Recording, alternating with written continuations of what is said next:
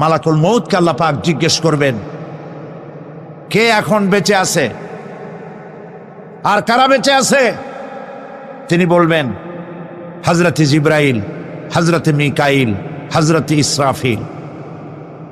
আল্লাহ পাক নির্দেশ করবেন, এদের জান কবজ করো। ইসরাফিল, মিকাইল জান কবজ হবে। হযরতে জিবরাইল আমিন শাদীদুল কুওয়া, প্রচন্ড ক্ষমতা আল্লাহ তাকে দান করেছেন, সুবহানাল্লাহ বলেন। দুনিয়ার সব নবীদের কাছে বাণী বহন করে নিয়ে আসছেন পূর্ণ অথেন্টিসিটির সাথে, সুবহানাল্লাহ। আল্লাহ পাক যাকে বলেছেন রূহুল আমিন, নবী করিম সাল্লাল্লাহু আলাইহি ওয়াসাল্লামের মেরাজের রাত্রে যে কথা বলা হয়েছে, ওয়ালাকাদ রাহু বিল উফুকিল মুবিন, পশ্চিম দিক বলয় তিনি যে দেখতে পেয়েছিলেন, তাফসীর বলছে হযরতে জিবরাইলের পূর্ণ আকৃতিতে নবী করিম সাল্লাল্লাহু আলাইহি ওয়াসাল্লাম তাকে দেখতে পেয়েছিলেন। হযরতে জিবরাইল যখন দুনিয়া আসেন, কোন কোন কিতাবে লেখা হয়েছে 600 ডানা আছে তার, 2 ঝাপটায় আকাশ থেকে জমিনে চলে আসেন, সুবহানাল্লাহ। হযরতে জিবরাইলকে আল্লাহ পাক বলবেন তাকে মওত দাও, হযরতে জিবরাইলও বিদায় হয়ে যাবে। আল্লাহ প্রশ্ন করবেন, এখন আর কে বাকি? মান বাকিয়া ইয়া মালাকাল মউত। মালাকুল মউত বলবেন, হে আল্লাহ তাআলা, এখন তোমার সামনে আমি দাঁড়িয়ে আছি, আর কেউ নেই। আল্লাহ পাক বলবেন, মুত ইয়া মালাকাল মউত। আল্লাহু আকবার, মুত ইয়া মালাকুল মউত, মরে যা, মরে যা। মালাকাল মউত মরে চলে যাবে, এরপরে আর কেউ নাই। আল্লাহ রাব্বুল আলামিন এই অবস্থায় কত বছর কত কাল চলে যাবে আল্লাহ পাক ভালো জানেন, কেউ নাই।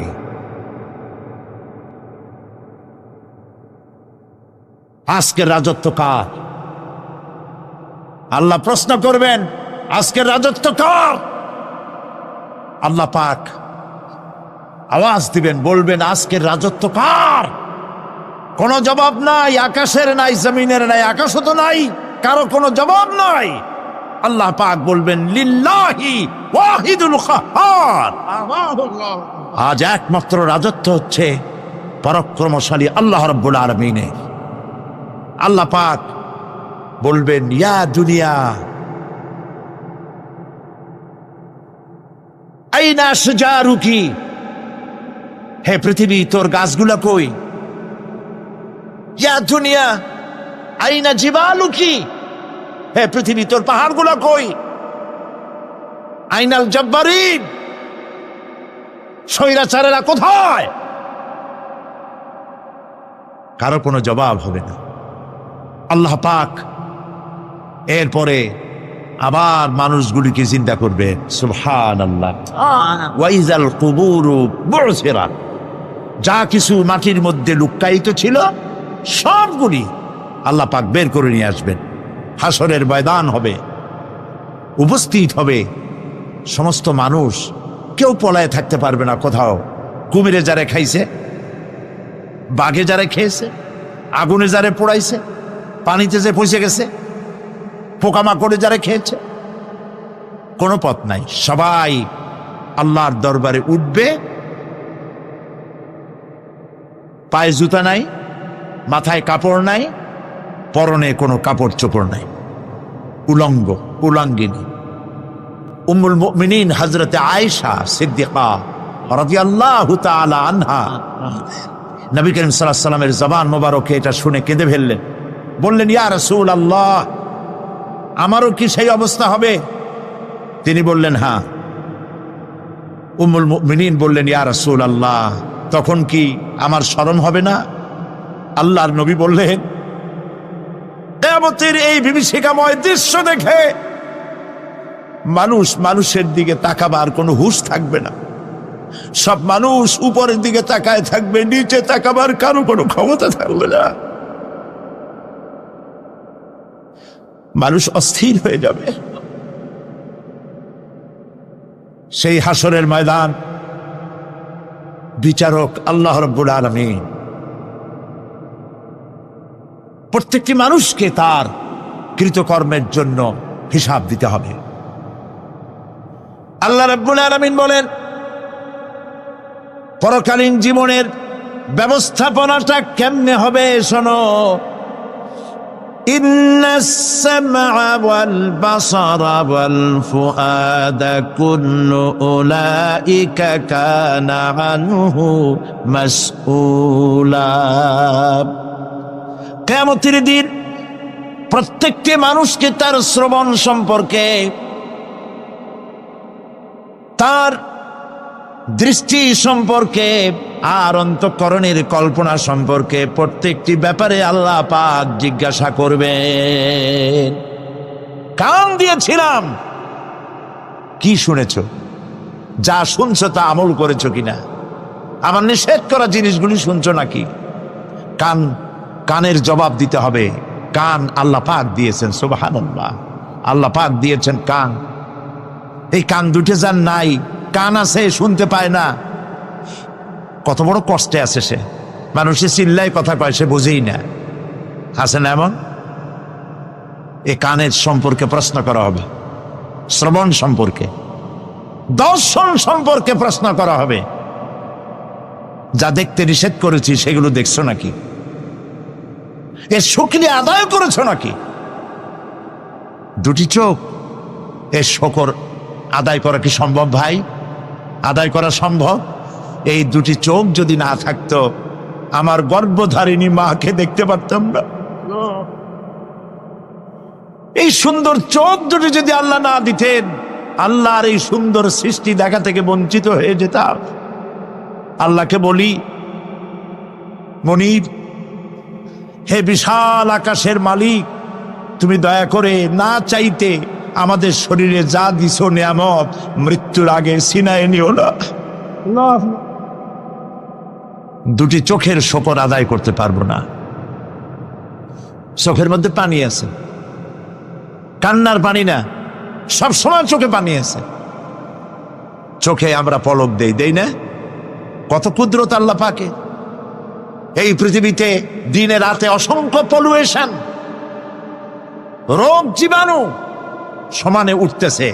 এখন যদি মাইক্রোস্কোপ যন্ত্র এখানে থাকতো, তাহলে দেখতেন এই পরিবেশটা কত দূষিত, কত পলুয়েশন, কত জার। এগুলি নাকের মধ্য দিয়ে পেটে যাচ্ছে, চোখের মধ্যে ঢুকতেছে।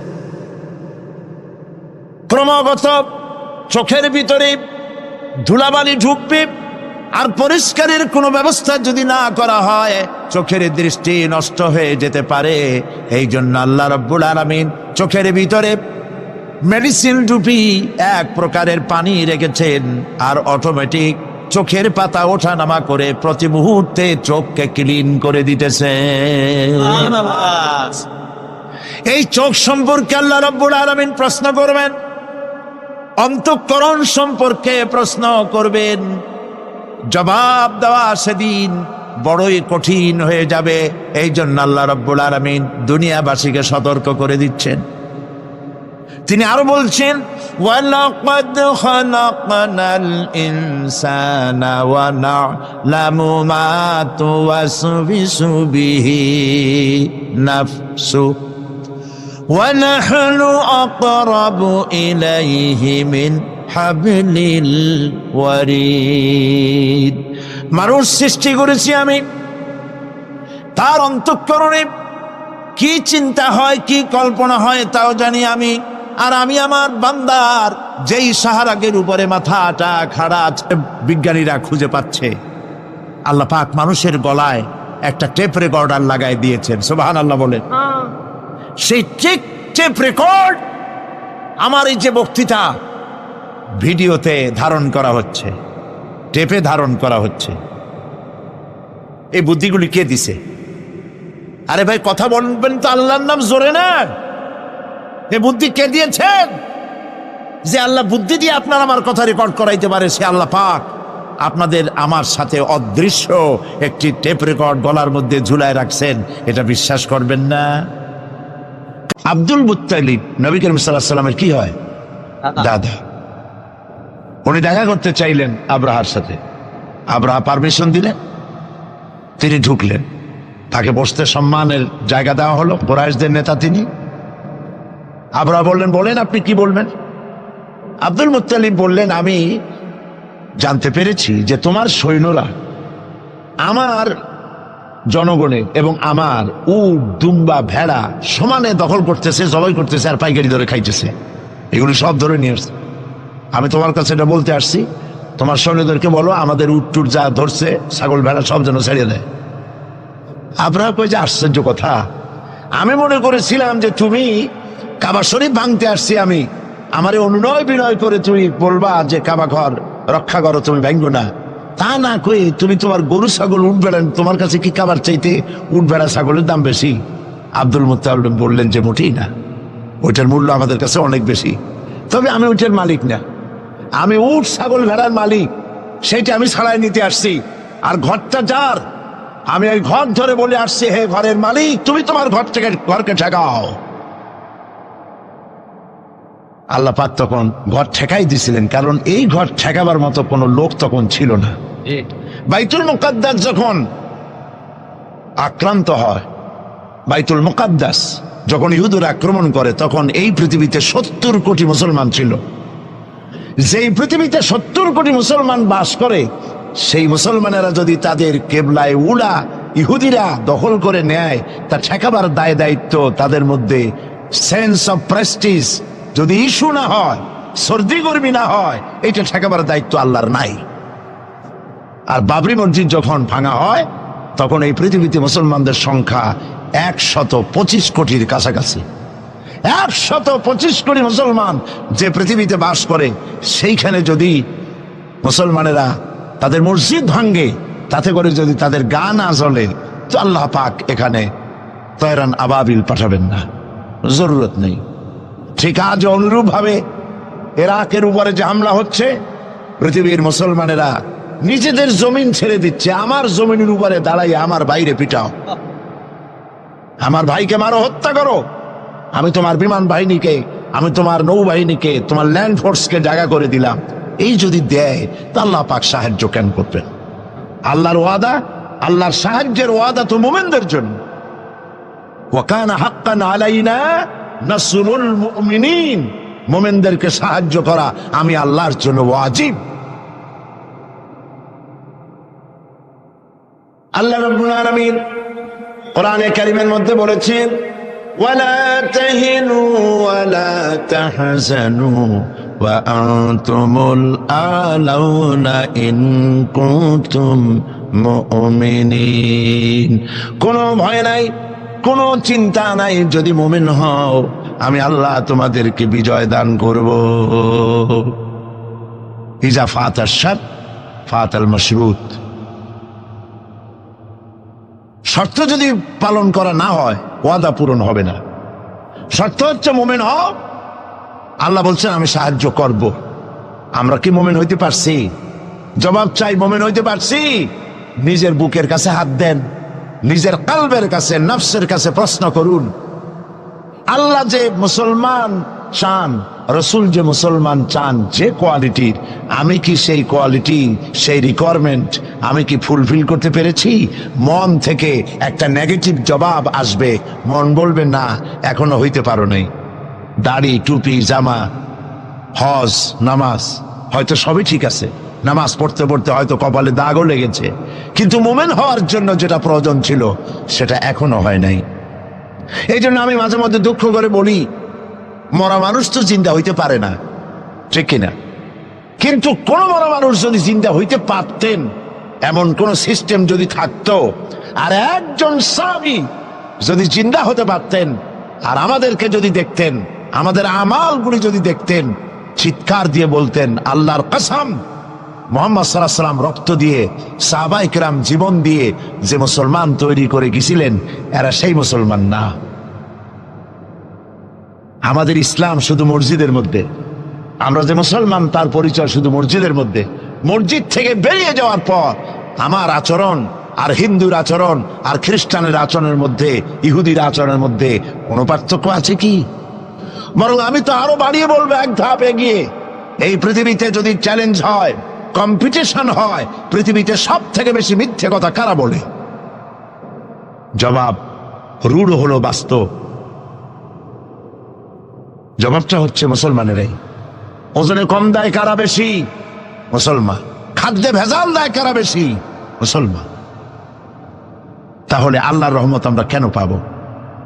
এই জন্য কোরআনে কারীম যে উদ্দেশ্যে এসেছিল, আমরা সেই উদ্দেশ্যকে পূরণ করতে পারি নাই।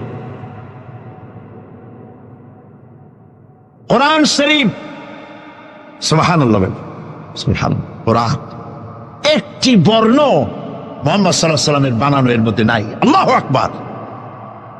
দেখেন না কোরআন শরীফের অরিজিনালিটি, এর অথেন্টিসিটি, এর নির্ভরতা, এর পিউরিটি কতটা 100% মিয়া বিল মিয়া কারেক্ট।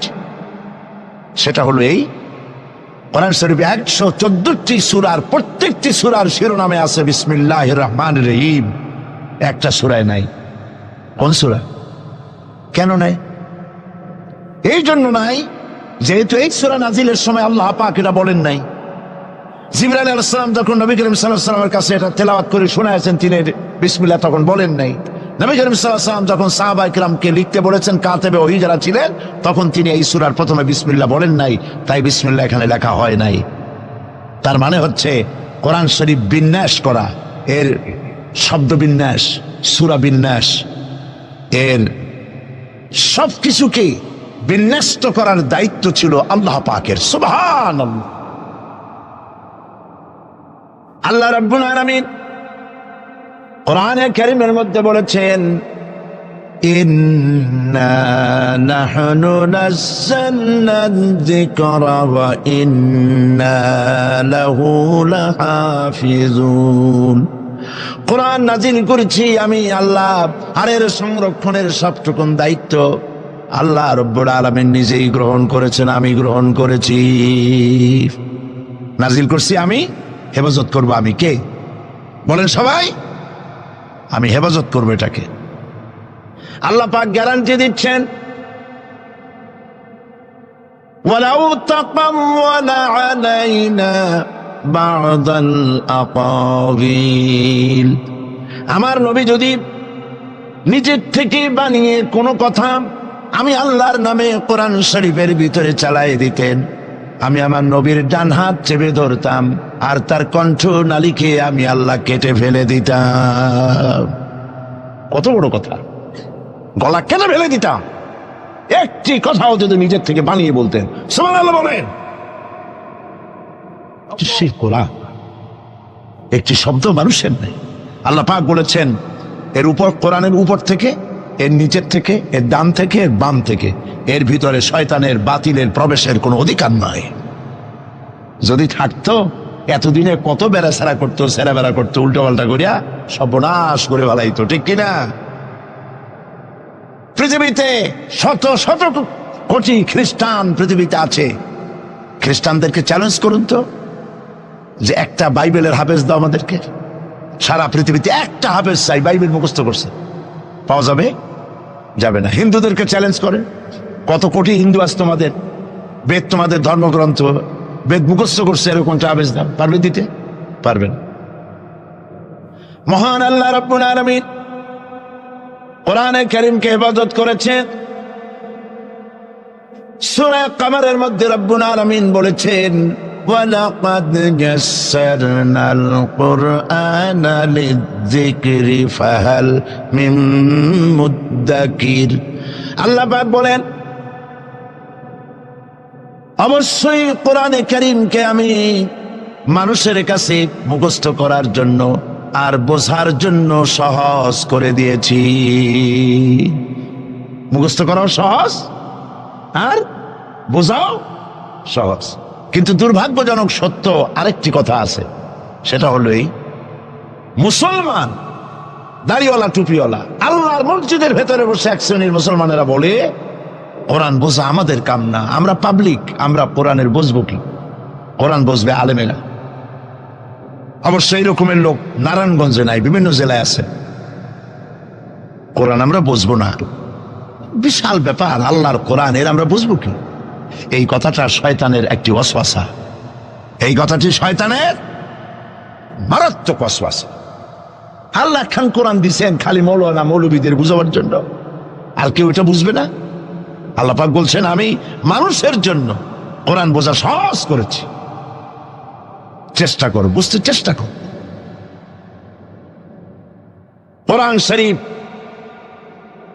দুইটা জিনিস, একদিকে বোঝা সহজ, মুখস্থ করাও সহজ। আমার কাছে হাফেজ আমি পেয়েছি 8 বছরের বাচ্চা কোরআন শরীফ মুখস্থ করছে। আজকে পত্রিকা দেখলাম একটা ছোট্ট মেয়ের ছবি, 7 বছরে কোরআন শরীফ মুখস্থ করেছে, কোন মৌলানা সাহেবের ছেলে, তার মাও হাফেজ বাবাও হাফেজ। 7 বছরের ছোট্ট বাচ্চা 30 পারা করেছে। আপনি কি মনে করেন, পাগলামি মনে করেন এত বড় কোরআন শরীফ মুখস্থ করা? 7 বছরের বাচ্চা কোরআন মুখস্থ করছে। আমার কাছে মনে হলো যেন আটলান্টিক মহাসাগর আল্লাহ ঝিনুকের মধ্যে ঢুকাই দিছে। এই যে শরফুদ্দিন খলিফা নাকি একটা ছোট্ট বাচ্চার একটা ক্যাসেট বেরিয়েছে না, তানজানিয়া। লোকেরা বলে, খুব আশ্চর্য হয়ে যায় যে কেউ কেউ তো বলে যে এগুলি কম্পিউটার দিয়ে বানাইছে। যারা আল্লাহর কুদরত বিশ্বাস করে না তারা এরকম বলে। লোকেরা আশ্চর্য হয়ে যায়, এত রকম ছোট ছেলে কোরআন শরীফ মুখস্থ করলো কেমনে? বয়স তার 4 বছর। আসলে বয়স 4 বছর না, আমি আজ থেকে 4 বছর আগেই তার ক্যাসেট দেখেছি লন্ডনে। তাহলে হইতেই পারে, আল্লাহ পাক যদি ইচ্ছা করেন করতেই পারে। চিন্তা করে দেখেন না, একটা লোক 40 বছর পর্যন্ত লেখাপড়া জান, লিখতেও পারেন না, পড়তেও পারেন না, নামও সই করতে পারেন না, কোন রাজনৈতিক ব্যক্তিদের সাথে ওঠা বসা করেন নাই, কোন কবি সাহিত্যিকদের সাথে ওঠা বসা করেন নাই। সেই লোকটি 40 বছর পর এমন কথা বললেন রাজনীতির কথা, দুনিয়ার সব রাজনীতি ফেল হয়ে গেল। অর্থনীতির ব্যাপারে, সমাজনীতির ব্যাপারে এমন সব কথা বললেন, দুনিয়া ফেল। 40 বছর যিনি লেখা জানেন না, পড়া জানেন না, লিখতে জানেন না, পড়তে জানেন না, কে তিনি? সাল্লাল্লাহু আলাইহি ওয়াসাল্লাম। তো আল্লাহ পাক কেন পারবেন না? মরা গাছ দিয়ে ফুল ফুটাই দিতে পারেন, মরুভূমির ভিতরে পানির প্রস্রবণ ঘটিয়ে দিতে পারেন, আমিরকে ফকির করতে পারেন, ফকিরকে আমির করতে পারেন। এই তো আল্লাহ। যালিকুমুল্লাহু রাব্বুকুম, ইনি হচ্ছেন তোমার আমার রব। সুবহানাল্লাহি ওয়া বিহামদিহি। কোরআনে কারীমকে একদিকে মুখস্থ করা সহজ, আর মুখস্থ করার জন্য একটি সিস্টেম কোরআন শরীফের মধ্যে আছে, চিন্তা করলে যেগুলি পাওয়া যায়। সেটা হলো এই যে কোরআন যদি কেউ তাড়াতাড়ি পড়ে মনে হবে যেন প্রবন্ধ পড়তেছি, আর যদি থেমে থেমে পড়ে তাহলে মনে হবে যেন কবিতা পড়তেছি। সুবহানাল্লাহ।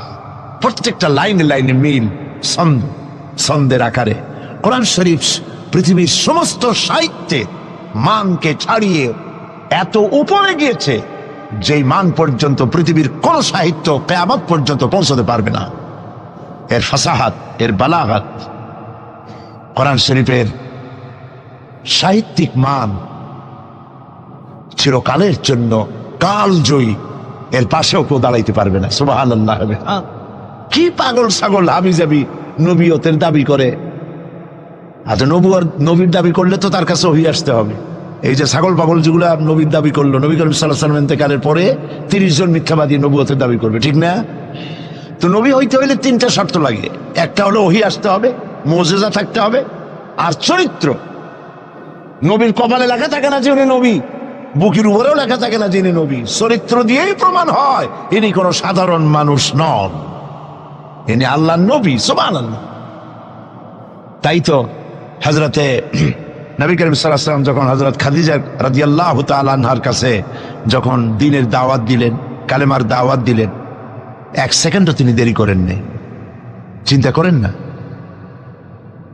আপনি নিজেকে বহুত ফেরেশতা রূপে আপনি বলতে পারেন যে আমি একেবারে অ্যাঞ্জেলিক ক্যারেক্টারের লোক, ফেরেশতা চরিত্রের মানুষ। বাইরে গিয়ে বহুত কথা বলতে পারেন, এমনকি বাইরে গিয়ে অনেক মুরিদও বানাইতে পারেন।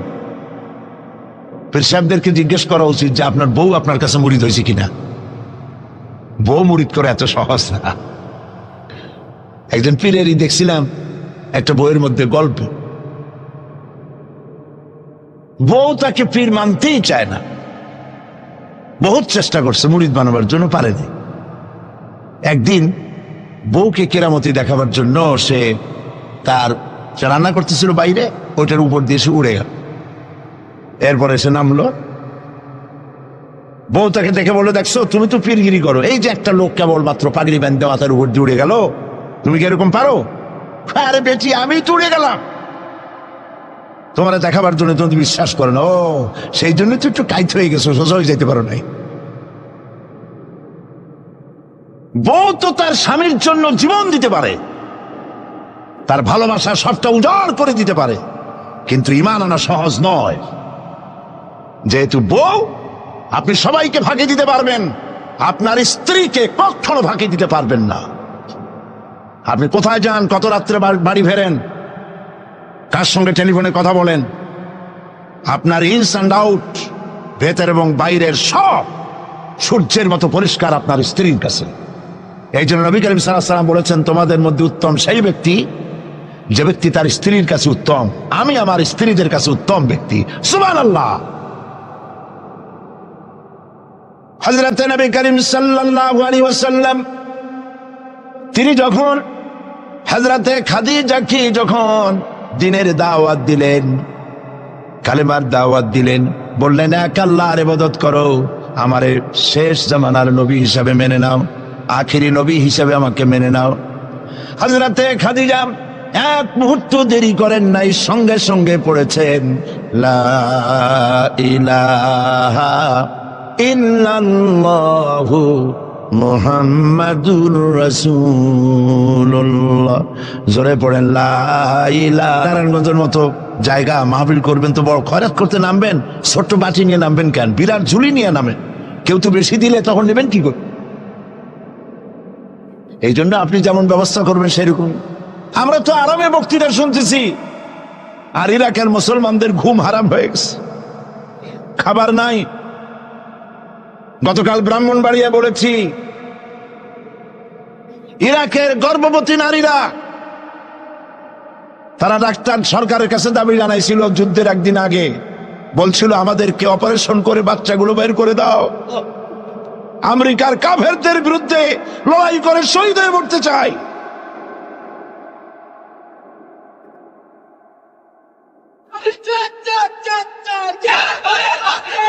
আমরা কিচ্ছু করতে পারবো না, কিন্তু দোয়া করতে পারবো।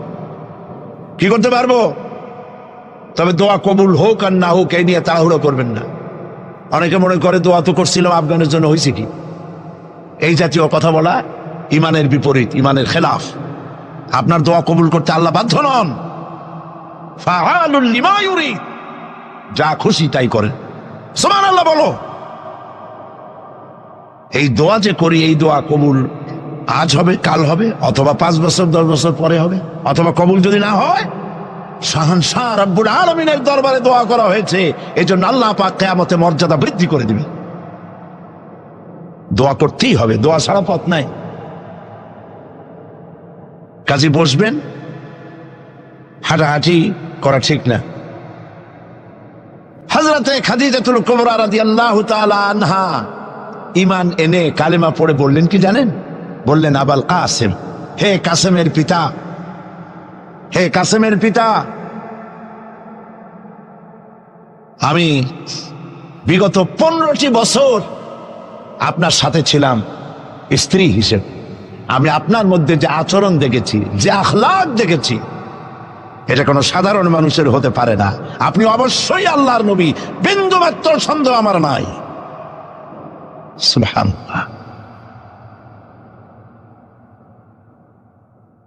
প্রিয় ভাই সব, সেই নবীদের জন্য 3টি শর্তের কথা বলেছিলাম। একটা হলো ওহী, একটা মুজিজা, একটা উন্নত মানের চরিত্র। ওহী ছাড়া নবী হওয়া যায় না। এই কোরআন সর্বশেষ ওহী মুহাম্মদ সাল্লাল্লাহু আলাইহি ওয়াসাল্লামের পরে। এরপরে আল্লাহর কোন ওহী আসবে না, একটা শব্দ আসবে না পৃথিবীর মানুষের জন্য। কমপ্লিট করে দেওয়া হয়েছে। আল ইয়াউমা আকমালতু লাকুম দীনাকুম ওয়া আতমামতু আলাইকুম নি'মাতি ওয়া রাদিতু লাকুমুল ইসলাম দীনা। এটাকে কমপ্লিট করা হয়েছে আল্লাহর পক্ষ থেকে। পৃথিবীর মানুষের জন্য আর একটি শব্দ প্রয়োজন নাই। বিজ্ঞানের আবিষ্কার যত বাড়ুক, কোরআন শরীফের কিচ্ছু তাতে আসে যায় না। যদি কোন আহাম্মক বলে যে বর্তমান হলো বিজ্ঞানের যুগ, কোরআন নাজিল হয়েছে কত বছর আগে? ১,৫০০ বছর আগে কোরআন নাজিল হয়েছে, সেই যুগের কোরআন। আর এখন মডার্ন যুগ, এখন কি এগুলি চলে? আরে বাবা, তোমার বিজ্ঞান ফেলের সামনে। বিজ্ঞানের থিওরি হচ্ছে, বিজ্ঞানের একটি থিওরি এই যে বিজ্ঞানের কোন থিওরি ফাইনাল নয়। আজকে এক বিজ্ঞানী এক কথা বলে, কালকে আরেকজন আরেক কথা বলে। একদিন তো ডারউইন বলেছে এই মানুষগুলো মানুষ না, সবগুলা বান্দর। ও নিজেও বান্দর। বান্দর কেন? মানুষের নাকি দেখা যায় বান্দরের মতো। আচ্ছা বলেন, বান্দর আমার মামু হয়, শিম্পাজি আমার নানা, ওরাং ওটাং দাদা, এই বলে এর মধ্যে কোনো গৌরব আছে? এর মধ্যে কোনো গৌরব আছে? কোনো গৌরব নাই। ডারউইনের গোষ্ঠী বান্দরের গোষ্ঠী হইতে পারে, কিন্তু আমরা বান্দরের গোষ্ঠী না। আমরা আসছি আদম থেকে, আদম আসছে মাটি থেকে। সুবহানাল্লাহ। ওই সময় সে বলছিল, আমি চিন্তা করছি যে কয় বোতল খাইয়া এরকম লিখতে পারে। ওই সময় সে বলছে মানুষ বান্দর জাতি। এরপরে যারা পৃথিবীতে বিজ্ঞানী, তার সমকালীনের পরপরই যারা এসছে, তারা রিসার্চ করে বলেছে এই ডারউইনের এই কথা হলো একটা বান্দরামি, এটা ঠিক না। কারণ মানুষ যদি বান্দরের জাত হয়, তাহলে বান্দর তো পৃথিবী থেকে বিলুপ্ত হয় নাই, এখনো পৃথিবীতে বহুত বান্দর আছে। এই বান্দর গুলা, আমরা তো একটা বান্দর এরকম দেখলাম না যে কোমর পর্যন্ত মানুষের মতো হয়ে গেছে। আরো কিছু ভালো করে খাওয়াইলে তাড়াতাড়ি করে মানুষ হয়ে যাবে। অর্ধেক মানুষের মতো হয়েছে, 12 মানুষের মতো হয়েছে, অথবা মানুষ এই মাত্র হয়ে গেল বান্দর থেকে লেস খসে গেছে। এরকম হয়েছে কোথাও? কোন জিনিসের সাথে কোন জিনিসের সিমিলারিটি থাকলে এইটা ওইটার বংশের, এটা কি করে বলা যায়? তো এরকম বলেছে কেন তারা? মন যা বলেছে তাই বলেছে। ইন হুয়া ইল্লা ওয়াহয়ুন ইউহা। আল্লাহ পাক বলছেন, নবী যা বলেন, কোরআনের নামে যা বলেন, সব ওহী। তিনি নফস এবং প্রবৃত্তিকে অনুসরণ করে কোনো কথা বলেন না। আমি যা বলতে বলি তাই বলেন। সুবহানাল্লাহ। সুতরাং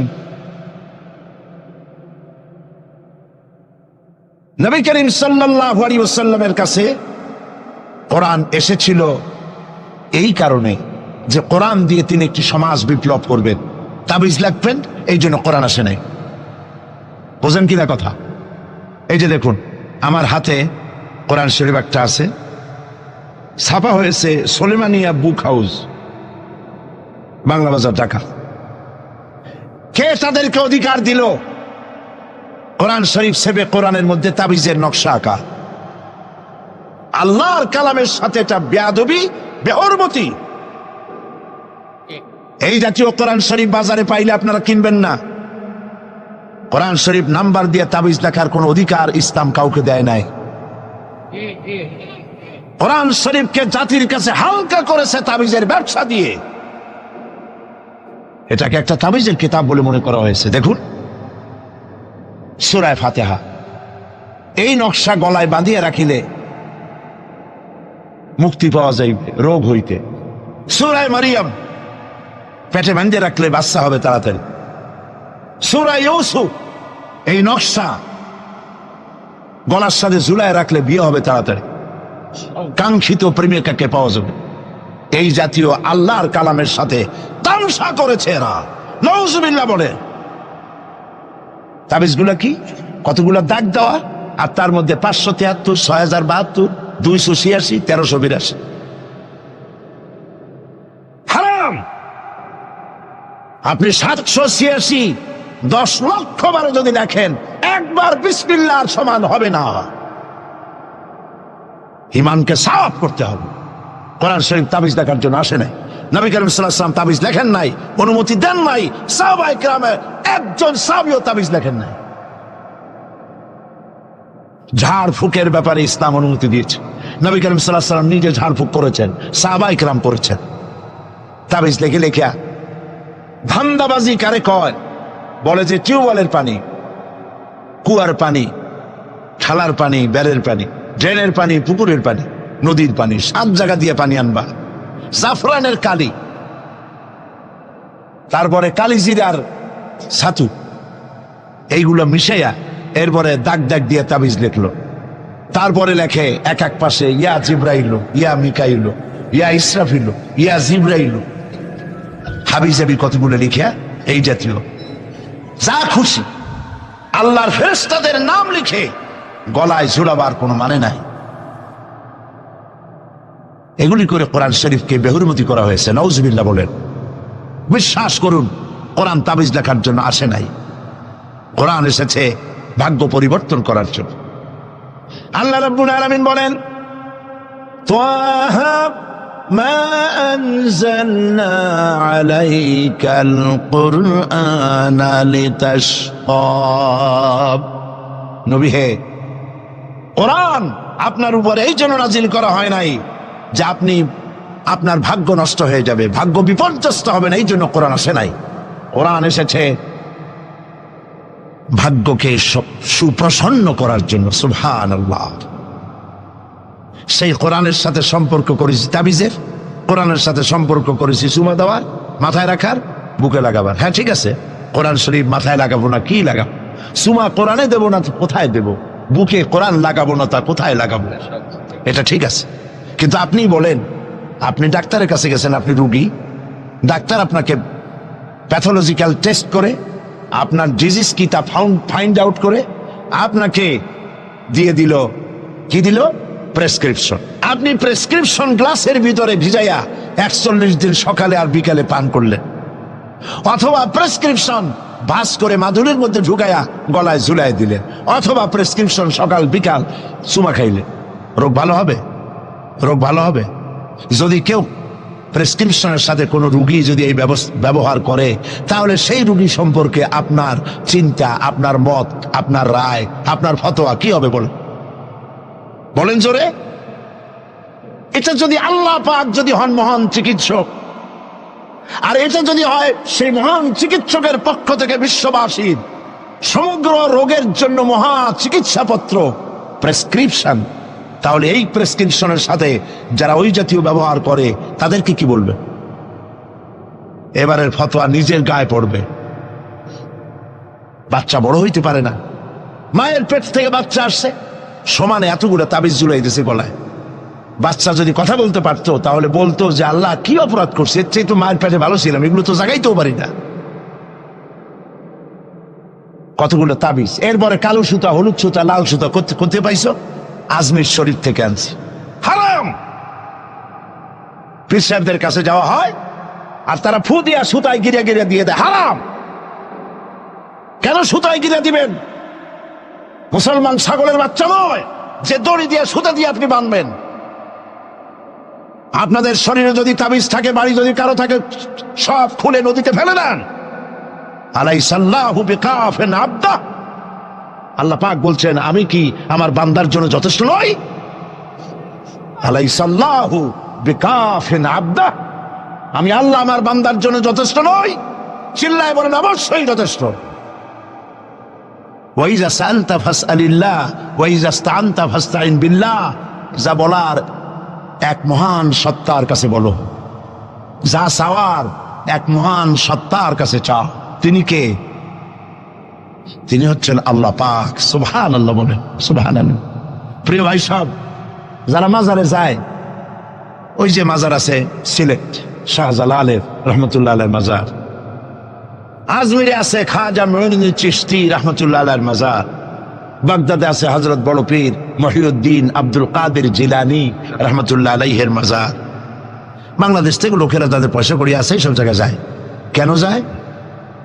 15 বছর বিয়ে করছে, বাচ্চা হয় না, মামলা করেছে হাইকোর্ট, সুপ্রিম কোর্ট, সব জায়গায় বেকায়দা।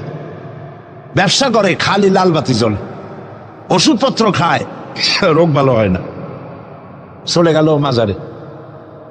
একটু সময়ের জন্য কমন সেন্সের কমন বাদ দিয়া শুধু সেন্স দিয়া চিন্তা করে, যার কাছে আপনি আপনার অভিযোগ বলতে গেছেন, এই 3 জন অলির কথাই ধরি, বাকিদের পরে ধরি। ওনাদের মাতৃভাষা কি? শাহজালাল রহমতুল্লাহ আলাইহির মাতৃভাষা কি? আরবি। বলেন কি? আরবি। ইয়েমেন থেকে তিনি এসেছিলেন, আরবি। খাজা মুঈনুদ্দিন চিশতি রহমতুল্লাহ আলাইহির মাতৃভাষা আরবি। হযরতে বড় পীর আব্দুল কাদের জিলানী রহমাতুল্লাহ আলাইহির মাতৃভাষা আরবি। আপনি গিয়ে বাংলায় বললেন, খাজা বাবা আমার তো 15 বছর বিয়ে করছি, বাচ্চা মোটে হয় না, এখন করবো কি? আপনার কথা খুব বুঝছেন তিনি, তাই না? খুব বুঝেছেন। গেল 1 নম্বর মিসফায়ার। 2 নম্বরে, আপনি যে কবরের কাছে গিয়ে এই কথাগুলি বলছেন, তিনি যে কবরে আছেন তার গ্যারান্টি কি? ওখানে তো তিনি নাও থাকতে পারেন। সাধারণ এমপি মন্ত্রী কোন জেলায় যদি যায়, সরকারের মেহমানখানা আছে, নাম কি? Circuit house. মেহমান যে আন্দাজের, সরকারের তেমন ব্যবস্থা আছে, ডাকবাংলা আছে, রেস্ট হাউস আছে, সার্কিট হাউস আছে, ঠিক না? 2 রকমের মেহমান। এক প্রকার হলো ভিআইপি, আর এক প্রকার হচ্ছে নিকৃষ্ট, চোর ডাকাত। এরাও সরকারের মেহমান। চোর ডাকাত, মুচ্ছা বদমাস, সন্ত্রাসী, ওরা যদি মেহমান হয়ে পুলিশে, এদের ধরবে কারা? এই মেহমানদের ধরবে পুলিশে, ধরে নিয়ে ওদের জন্য মেহমান খানা হলো হাজত। হাজতের মধ্যে থুয়ে দিবে, কনভিক্টেড হলে পরে জেলখানার মধ্যে ঢুকাই দেবে, ঠিক কিনা? আর যদি এমপি হয়, মন্ত্রী হয়, প্রধানমন্ত্রী হয়, তা থাকার জন্য প্রত্যেকটা জেলায় গভর্নমেন্ট সার্কিট হাউস করে রেখেছে। এই সব মন্ত্রী প্রধানমন্ত্রীর চাইতে ওলিউল্লাহ, আল্লাহর ওলি যারা, তাদের মর্যাদা আল্লাহর কাছে অনেক বেশি। তারা ইন্তেকাল করবেন আর আল্লাহ ওই মাটির মধ্যে ভালাইতে হবে। আল্লাহর কোনো রেস্ট হাউস থাকতে নাই, আল্লাহর কোনো গেস্ট হাউস থাকতে নাই। হয়তো তিনি কবরে নাই, গেস্ট হাউসে তিনি আরাম ফরমাচ্ছেন। 2 নম্বর মিসফায়ার। 3 নম্বরে, কবরে যদি থাকেও তখন তিনি ঘুমে আছেন না চেতনা আছেন? যদি ঘুমের মধ্যে থাকে তাহলে 3 নম্বর মিসফায়ার, কোনো কামে লাগলো না। এই জন্য চাইতে হবে এমন মহান সত্তার কাছে যিনি কখনো ঘুমান না। লা তাখুযুহু সিনাতুন ওয়ালা নাওম, যার ঘুমও নাই, তন্দ্রাও নাই। কে তিনি? চিল্লায় বলুন। কলিজাটারে পরিষ্কার করেন, সাফ করে নেন। এভাবে সাফ করবেন, কোন রাফির, কোন জিন্দাফির আমার ভাগ্য ভালো বানাতে পারবে না, পারবে না, পারবে না। কোন মরাফির, কোন জিন্দা ফু দিয়া আমার ভাগ্যকে বিনষ্ট করে দিতে পারবে না। খায়রিহি ওয়া শাররিহি মিনাল্লাহি তাআলা, আমার ভালো আমার মন্দ কেবলমাত্র এক মহান সত্তার মুষ্টির ভিতরে নিবদ্ধ, তিনি আল্লাহ রব্বুল ইজ্জত ওয়াল জালাল। গোটা আকাশ, গোটা জমিন যার মুঠার ভেতরে। মুসা আলাইহিস সালাম বলেছিলেন, আল্লাহ তুমি নাকি ঘুমাও না? আল্লাহ কেউ বিশ্বাস করো না? তো সাংঘাতিক কথা। এইভাবে ইব্রাহিম আলাইহিস সালাম আল্লাহরে বলছিলেন,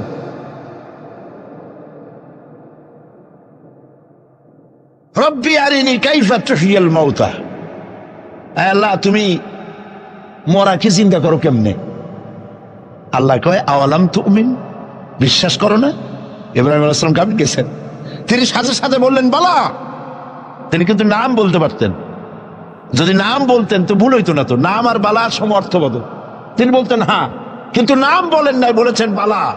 সাথে সাথে একটু দেরি করেন নাই। আল্লাহ প্রশ্ন করেছেন, কত বড় লোভ পয়গম্বরের জন্য, আওয়ালাম তুমিন, বিশ্বাস করো না যে আমি মরারে চিন্তা করতে পারি? ইব্রাহিম আলাইহিস সালাম বললেন বালা। এর অর্থ হচ্ছে হয় নট, কেন নয়, অবশ্যই বিশ্বাস করি। ওয়ালাকিন লিয়াতমাইন্না কলবি, তবে মূল বিষয় হলো যদি আমি চোখে দেখতাম, কানে শোনার, চোখে দেখা ব্যাপারটা একটু ভিন্ন। আল্লাহ বলেন বিশ্বাস যখন করছো, মরারে কেমনে চিন্তা করি আমি তোমারে দেখাবো। সুবহানাল্লাহ, এই কোরআন শরীফের মধ্যে আল্লাহ বলেছেন। মুসা আলাইহিস সালাম বলছেন, আল্লাহ তুমি নাকি ঘুমাও না, আল্লাহকে বিশ্বাস করো না? কয় আল্লাহ বিশ্বাস করো, তবে বুঝি না জিনিসটা। মুসা আলাইহিস সালাম ভয় পেয়ে গেলেন। আল্লাহ রাব্বুল আলামিন বলেন ভয়ের কোনো কারণ নাই। এটি একটি উদাহরণের জন্য আমি তোমাকে গ্লাস নিয়ে দাঁড়িয়ে থাকতে বলেছিলাম। একটা গ্লাস হাতে নিয়ে কয়েকটা সেকেন্ড বা একটা মিনিটও দাঁড়াইতে পারলা না, হাতের থেকে ঘুমের কারণে ভেঙ্গে চুরমার হয়ে গেল। তোমার রব, তোমার আল্লাহ হাতের মুঠার ভিতরে সপ্ত আসমান জমিন কুল কায়নাত, এর কন্ট্রোলিং সিস্টেম, এর ট্রাফিক সিস্টেম সবকিছু আল্লাহ রব্বুল আলামিন কন্ট্রোল করেন। তোমার আল্লাহ যদি ঘুমায় যায় সব শেষ হয়ে যাবে। লা তাখুযুহু সিনাতুন ওয়ালা নাওম, তার ঘুমও নাই তন্দ্রাও নাই। আর তাছাড়া মাখলুক তার যে আদত, খালেকের সে আদত হতে পারে না। সৃষ্টি তার বউ হয়, বাচ্চা হয়, ঘুমায়। লা তাখুযুহু সিনাতুন ওয়ালা নাওম, তার ঘুমও নাই তন্দ্রাও নাই। আর তাছাড়া মাখলুক তার যে আদত, খালেকের সে আদত হতে পারে না। সৃষ্টি তার বউ হয়, বাচ্চা হয়, ঘুমায়, খায়, পেশাব পায়খানা লাগে। মাখলুক খালেকেরও যদি তাই হয় তাহলে তিনি মাখলুকের মতোই হয়ে গেলেন, খালেকের মর্যাদা রইল না। কাজী সৌভাগ্য রজনী শাবান মাসের মধ্য রজনী নয়, বরং মুসলমানদের জন্য প্রত্যেকটা রাত সৌভাগ্য রজনী হতে পারে। হাদিস, প্রত্যেক রাতের শেষ রাত্রে আল্লাহ রাব্বুল আলামিন প্রথম আকাশে আসেন। সুবহানাল্লাহ বলো। প্রথম আকাশে এসে আল্লাহ রাব্বুল আলামিন ডাকতে থাকেন,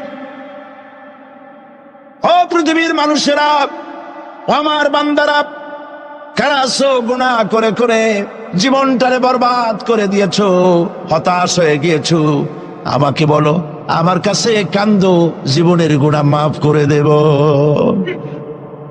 নবীজি বলেছেন, শরমে পড়ে অনুতপ্ত হয়ে কেউ যদি রব্বুল আলামিনের কাছে চোখের পানি ফেলে গুনাহ মাফের জন্য কাঁদতে থাকে, চোখের পানি নাকের অর্ধেক আসতে না আসতে আল্লাহ রব্বুল আলামিন বান্দার গুনাহ মাফ করে দে। জাহান্নামের আগুন প্রশান্ত মহাসাগর, আটলান্টিক মহাসাগর সহ 7টি মহাসাগরের পানি যদি ঢেলে দেওয়া হয়, জাহান্নামের 1 ইঞ্চি আগুন নিভাইতে পারবে না। কিন্তু চোখের অনুতপ্ত অনুশোচনা দুফোঁটা অশ্রু জাহান্নামের আগুন নিভাই দিতে পারে। কান্দো, কান্দার চাইতে বড় জিনিস নাই। ফালিয়াদহাকু কালিলাও ওয়ালিয়াবকু কাসীরা, বেশি করে কান্দো, কম করে হাসো। আমরা কোনটা করি? আরে সবটা উল্টা করি। হিসাব করেন তো, এটা ইংরেজি কি মাস, বাংলা আরবি কি মাস? মুহররম। এটা আরবি কি মাস? মুহররম। গত বছরের মুহররম থেকে এই বছর মুহররম পর্যন্ত গুনার কে বলেন? প্রথম আকাশে সে প্রত্যেক রাত্রে রব্বুল আলামিন ডাকতে থাকেন, আমাকে বলো, আমি রোগ ভালো করে দেব। রুজি কামাইতে পারো না, অনাটনে জীবন যায়, বউরে বাচ্চারে খাওয়াইতে পারো না, আমারে বলো। এভাবে আল্লাহ পাক ডাকতে থাকেন। সময় মতো যারা গভীর রজনীতে উজু করে তাহাজ্জুদের নামাজ আদায় করে রব্বুল আলামিনের দরবারে কান্দে, আল্লাহ রাব্বুল আলামিন তখন ফেরেশতাদের জিজ্ঞেস করেন, ফেরেশতারা, পৃথিবীর মানব গোষ্ঠী ঘুমিয়ে আছে, এই যে মানুষগুলি দেখা যায় আরামের ঘুম হারাম করে কি যেন বলে আর কান্দে কান্দে কেন বল? ফেরেশতারা বলে, রব্বুল আলামিন তুমি তো জানো। আল্লাহ বলেন, জানি, তারপরেও তোমাদের মুখে শুনতে চাই। ফেরেশতারা বলে, রব্বুল আলামিন তোমার বান্দা গুনাহ করেছে, গুনাহ দিয়া জীবন নষ্ট করে ফেলেছি, বুঝতে পেরেছে জাহান্নাম ছাড়া কোনো পথ নাই, তারা গুনাহ মাপ চায়, জাহান্নাম থেকে বাঁচতে চায়, জান্নাতে যেতে চায়। একটা একটা করে সব তারা বলে। আল্লাহ পাক জিজ্ঞেস করেন, আমার ফেরেশতারা, আমার এই বান্দাগুলি কি আমার দোজখ দেখেছে? ফেরেশতারা বলে, না, দেখে নাই। আমার জান্নাত কি দেখেছে? না, দেখে নাই। আমারে কি দেখছে? না, দেখে নাই। রব্বুল আলামিন বলেন, ফেরেশতারা শোনো, আমার এই বান্দাগুলি আমারে দেখে নাই, আমার বেহেশত দেখে নাই, দোজখ দেখে নাই, শুধুমাত্র কোরআনের কথা, নবীর কথা বিশ্বাস করে আরামের ঘুমকে হারাম করে আমার কাছে যেভাবে কাঁদতেছে, ও আমার ফেরেশতারা, আমার জালাল ও ইজ্জতের কসম, আমার রহমতের দরিয়ায় জোশ লেগে গেছে। শুনে রাখো ফেরেশতারা, এই ক্রন্দনরত বান্দাগুলিরে আমি আল্লাহ মাফ করে দিলাম। হতে পারে প্রত্যেকটি রাত আপনার আমার জন্য লাইলাতুল বারাত, লাইলাতুল কদর। ভাগ্য নিজেকে তৈরি করতে হবে। বিশ্বকবি আল্লামা ইকবাল বলেছেন, খুদি কো কর ইতনা বুলন্দ कि हर तकदीर लिखने के पहले खुदा पूछे बंदा को बता तेरी रजा क्या है। নিজের ব্যক্তিত্ব, পার্সোনালিটি, শখসিয়তের প্রস্ফুটন এমন ভাবে ঘটাও আল্লাহর কাছে, যাতে আল্লাহই জিজ্ঞেস করে, বান্দা তুই বল তোর ভাগ্যটা আমি কিভাবে লিখবো। সুবহানাল্লাহ। আল্লামা ইকবালের শেরগুলো যখন আমি আল্লামা ইকবালের খুবই ভক্ত, আমার কাছে মনে হয় তার প্রত্যেকটি শের, প্রত্যেকটি কবিতার লাইন কোরআন শরীফের তাফসীরের বিমূর্ত প্রতীক হয়ে বেরিয়েছে। দাড়ি কামানো মানুষ, কতগুলো মোষ, কেমনি পারলে? আমি মাঝে মধ্যে খুব বিস্ময় বোধ করছি, কিভাবে এই ধরনের একজন লোক প্রত্যেকটি কথা কোরআনের তাফসীর হয়ে বেরোলো কেমনে? কোরআন রে আপনি বুঝলেন কেমনি? আমি অক্সফোর্ড ইউনিভার্সিটিতে প্রোগ্রাম করেছি। অক্সফোর্ড ইউনিভার্সিটিতে আল্লামা ইকবাল যেখানে পড়াশোনা করতেন, যে রুমে থাকতেন, রিসার্চ করতেন, শিক্ষকরা আমাকে সেটা দেখিয়েছে। পৃথিবীর বড় বড় নাম করা ব্যক্তিরা সেখান থেকে অক্সফোর্ডে পড়াশোনা করেছে, লেখাপড়া করলেন অক্সফোর্ডে, পাশ্চাত্যে। অথচ পাশ্চাত্য তারা গিলতে পারল না। তিনি খোদাদ্রোহী হলেন না, তিনি ইসলামের দুশমন হলেন না। তার কথাগুলি কোরআনের ব্যাখ্যা হয়ে বেরোলো। ব্যাপারটা কি? পড়তে পড়তে একবার আমার চোখের সামনে রহস্য উদ্ঘাটিত হলো তার এক কবিতার মধ্য দিয়ে। আল্লামা ইকবাল এক জায়গায় লিখেছেন, खीरा न कर सिका मगरिब की दाओ दानिश, खीरा न कर सिका मगरिब की दाओ दानिश, सुरमा था आग का मेरा खाके मदीना। পাশ্চাত্যের চাকচিক্য আমার চক্ষুকে প্রতারিত করতে পারে নাই, কারণ মদিনার ধুলাবালুগুলি আমার চোখের মধ্যে সুরমা হয়ে লাগানো ছিল। প্রিয় ভাই সব,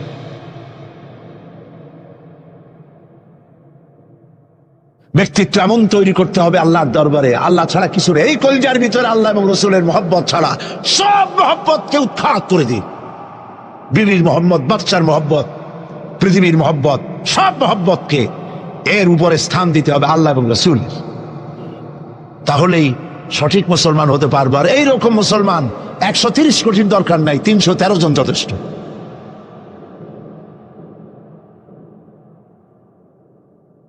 বন্ধুগণ, মহান আল্লাহ রাব্বুল আলামিন তিনি চান শিরক মুক্ত জীবন মুসলমানদের। ইন্না শিরকা লাযুলমুন আযীম, শিরক হচ্ছে মস্ত বড় জুলম, অপরাধ।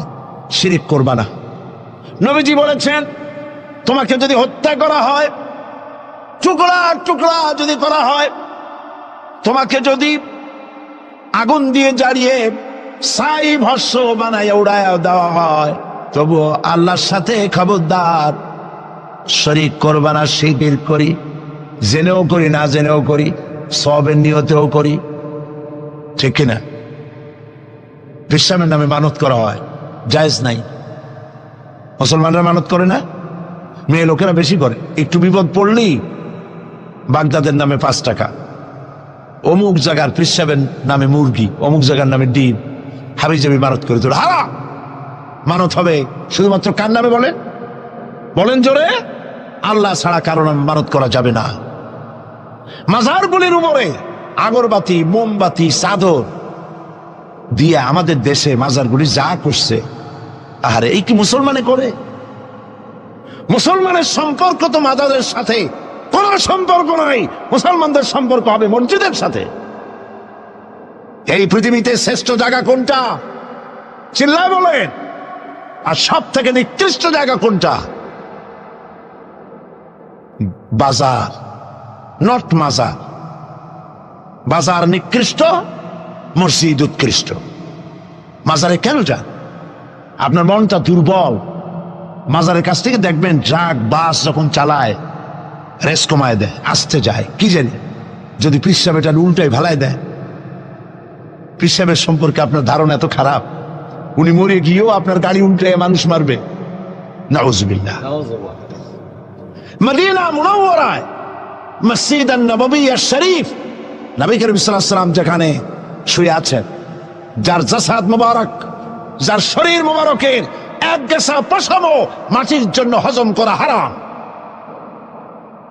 সেই মাজারের পাশ থেকে 130 মাইল 125 কিলোমিটার বেগে গাড়ি সমানে সরাসরি করতেছে, কই অ্যাক্সিডেন্ট হয় না? এই ধরনের বাজে ভয় বাদ দিতে হবে। মাজারে আগরবাতি মোমবাতি চাদর দেওয়া জায়েজ নয়। মাজারে কোন দুঃখে আপনি কোন বুঝ বানান? যেই দেশের মানুষ না খায় মরে, বিধবার শাড়ি নাই, এতিমের গায়ে চাদর নাই, মসজিদে কবরের মধ্যে গিয়া মশারি একটা টানাই দিয়েছে। আচ্ছা, আপনার পীর সম্পর্কে ধারণা এত খারাপ কেন? মশাই কি ওনার কবরের মধ্যে যেও কামড়াবে? যে ব্যক্তি মশারি টানাই দিল কবরের উপরে, দেখা যাবে তার মায়ের মশাই খায়, তার বাপের মশাই খায়। আরে কপাল পোড়া মুসলমান। চাদর যদি কবরে দেওয়াই লাগে, তাহলে রাসূলুল্লাহর কবরে উম্মতেরা যদি দেওয়া জায়েজ হতো, নির্দেশ হতো, তাহলে রাসূলের কবরে সুতা দিয়া না, সোনার সুতা দিয়া চাদর বানাইয়া, অথবা উম্মতেরা নিজের কলজা নিজে ছেড়ে রাসূলের কবরে চাদর বানাই দিত।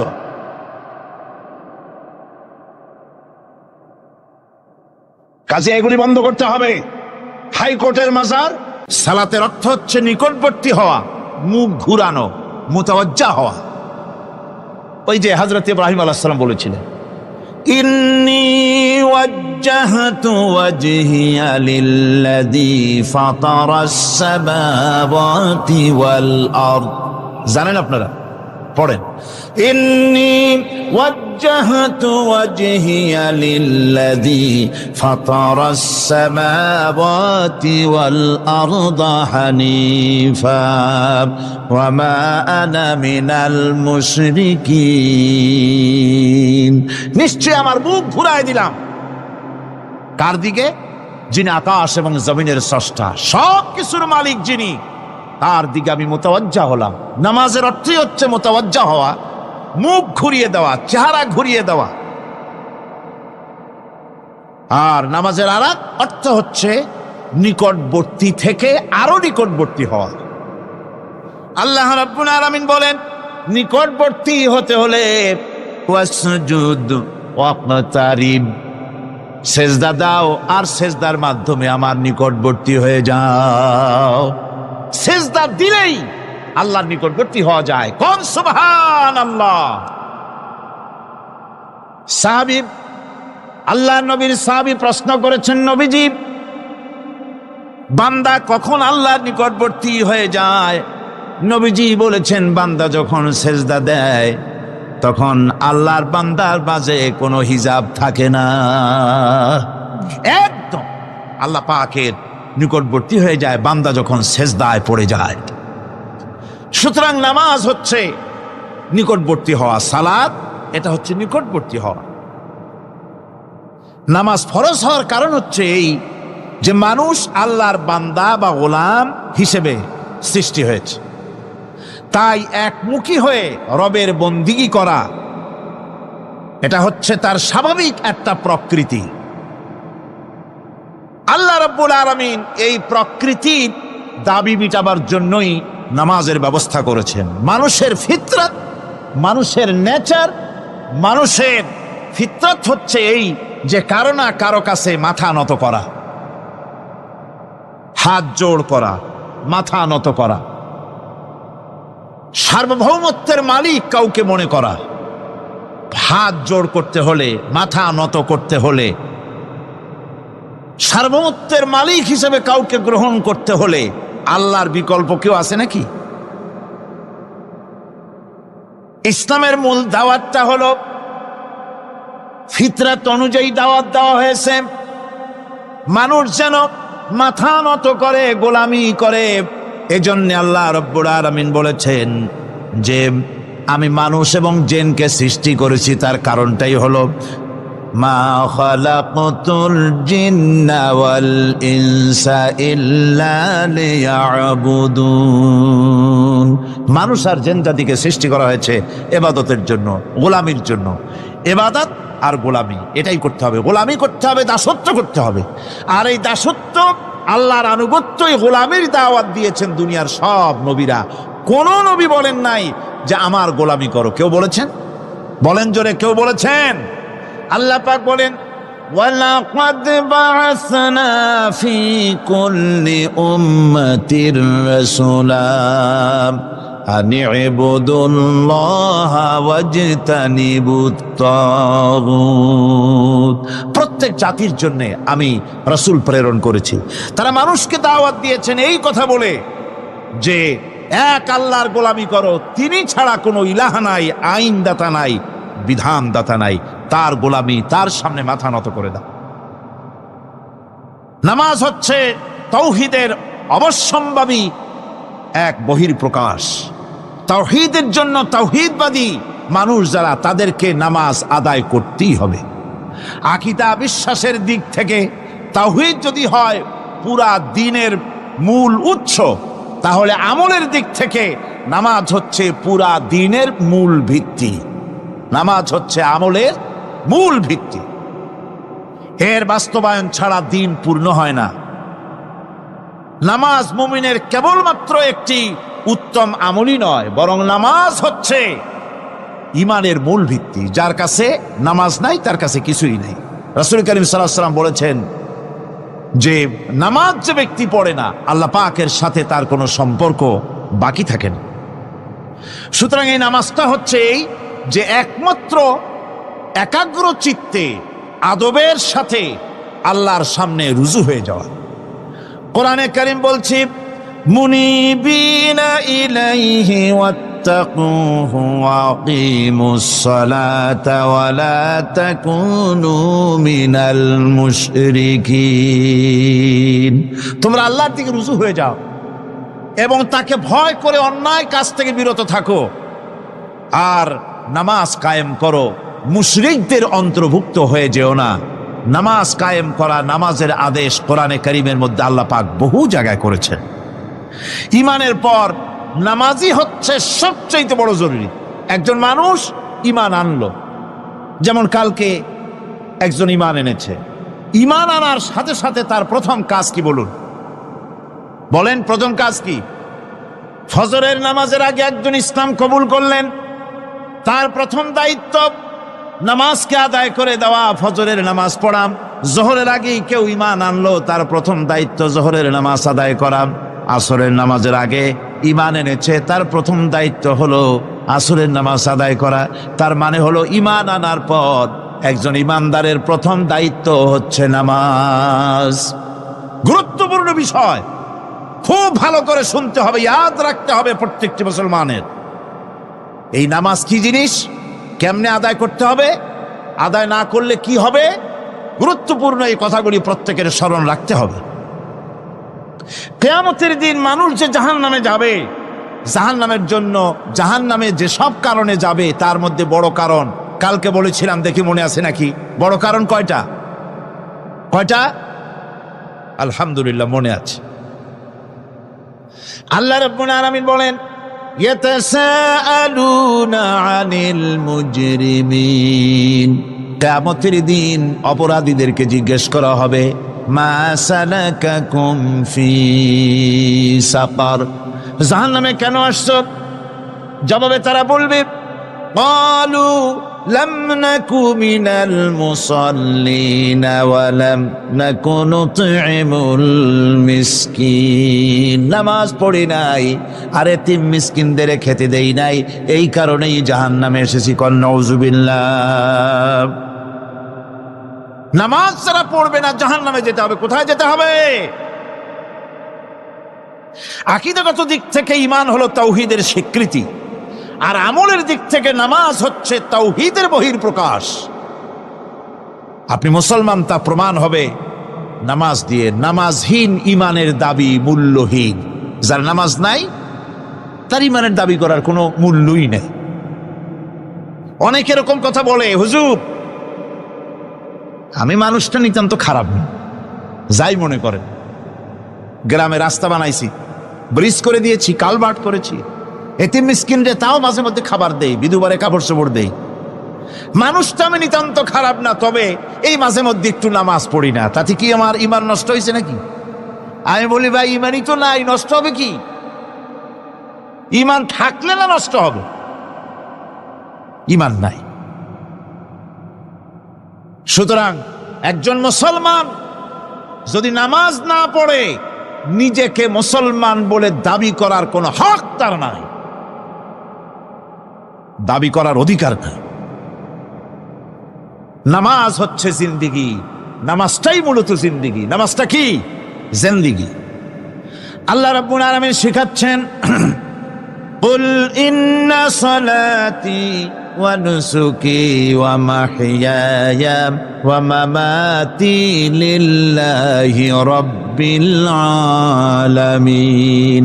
মুহাব্বতের সাথে সবাই পড়েন, কুল ইন্না সালাতি ওয়া নুসুকি ওয়া মাহইয়ায়া ওয়া মামাতি লিল্লাহি রাব্বিল আলামিন। বলো আমার নামাজ, বলো আমার নামাজ, আমার কোরবানি, আমার হায়াত, আমার মত সবকিছুই আল্লাহ রব্বুল আলামিনের জন্য নিবেদিত। আমার বেঁচে থাকা, আমার মরে যাওয়া সব আল্লাহর জন্য। সে আল্লাহ রব্বুল আলামিন, তার জন্য সবকিছু নিবেদিত করতে হবে। আল্লাহ পাকের গোলাম আমাদের বানিয়েছেন, আল্লাহ আমাদের গোলামি করা লাগবে। আর গোলামির নমুনা যাকাত দিয়া, হজ দিয়া, দাম দিয়া, সদকা দিয়া, কোন জিনিস দিয়ে নামাজের মতো গোলামির উৎকৃষ্ট প্রমাণ বা নমুনা আর কিছুতে নাই। আমি যে গোলাম, তার উৎকৃষ্ট প্রমাণ হচ্ছে নামাজ। নামাজেই একটা মানুষ গোলামির অনুভূতিতে তাকে নিয়ে যায়।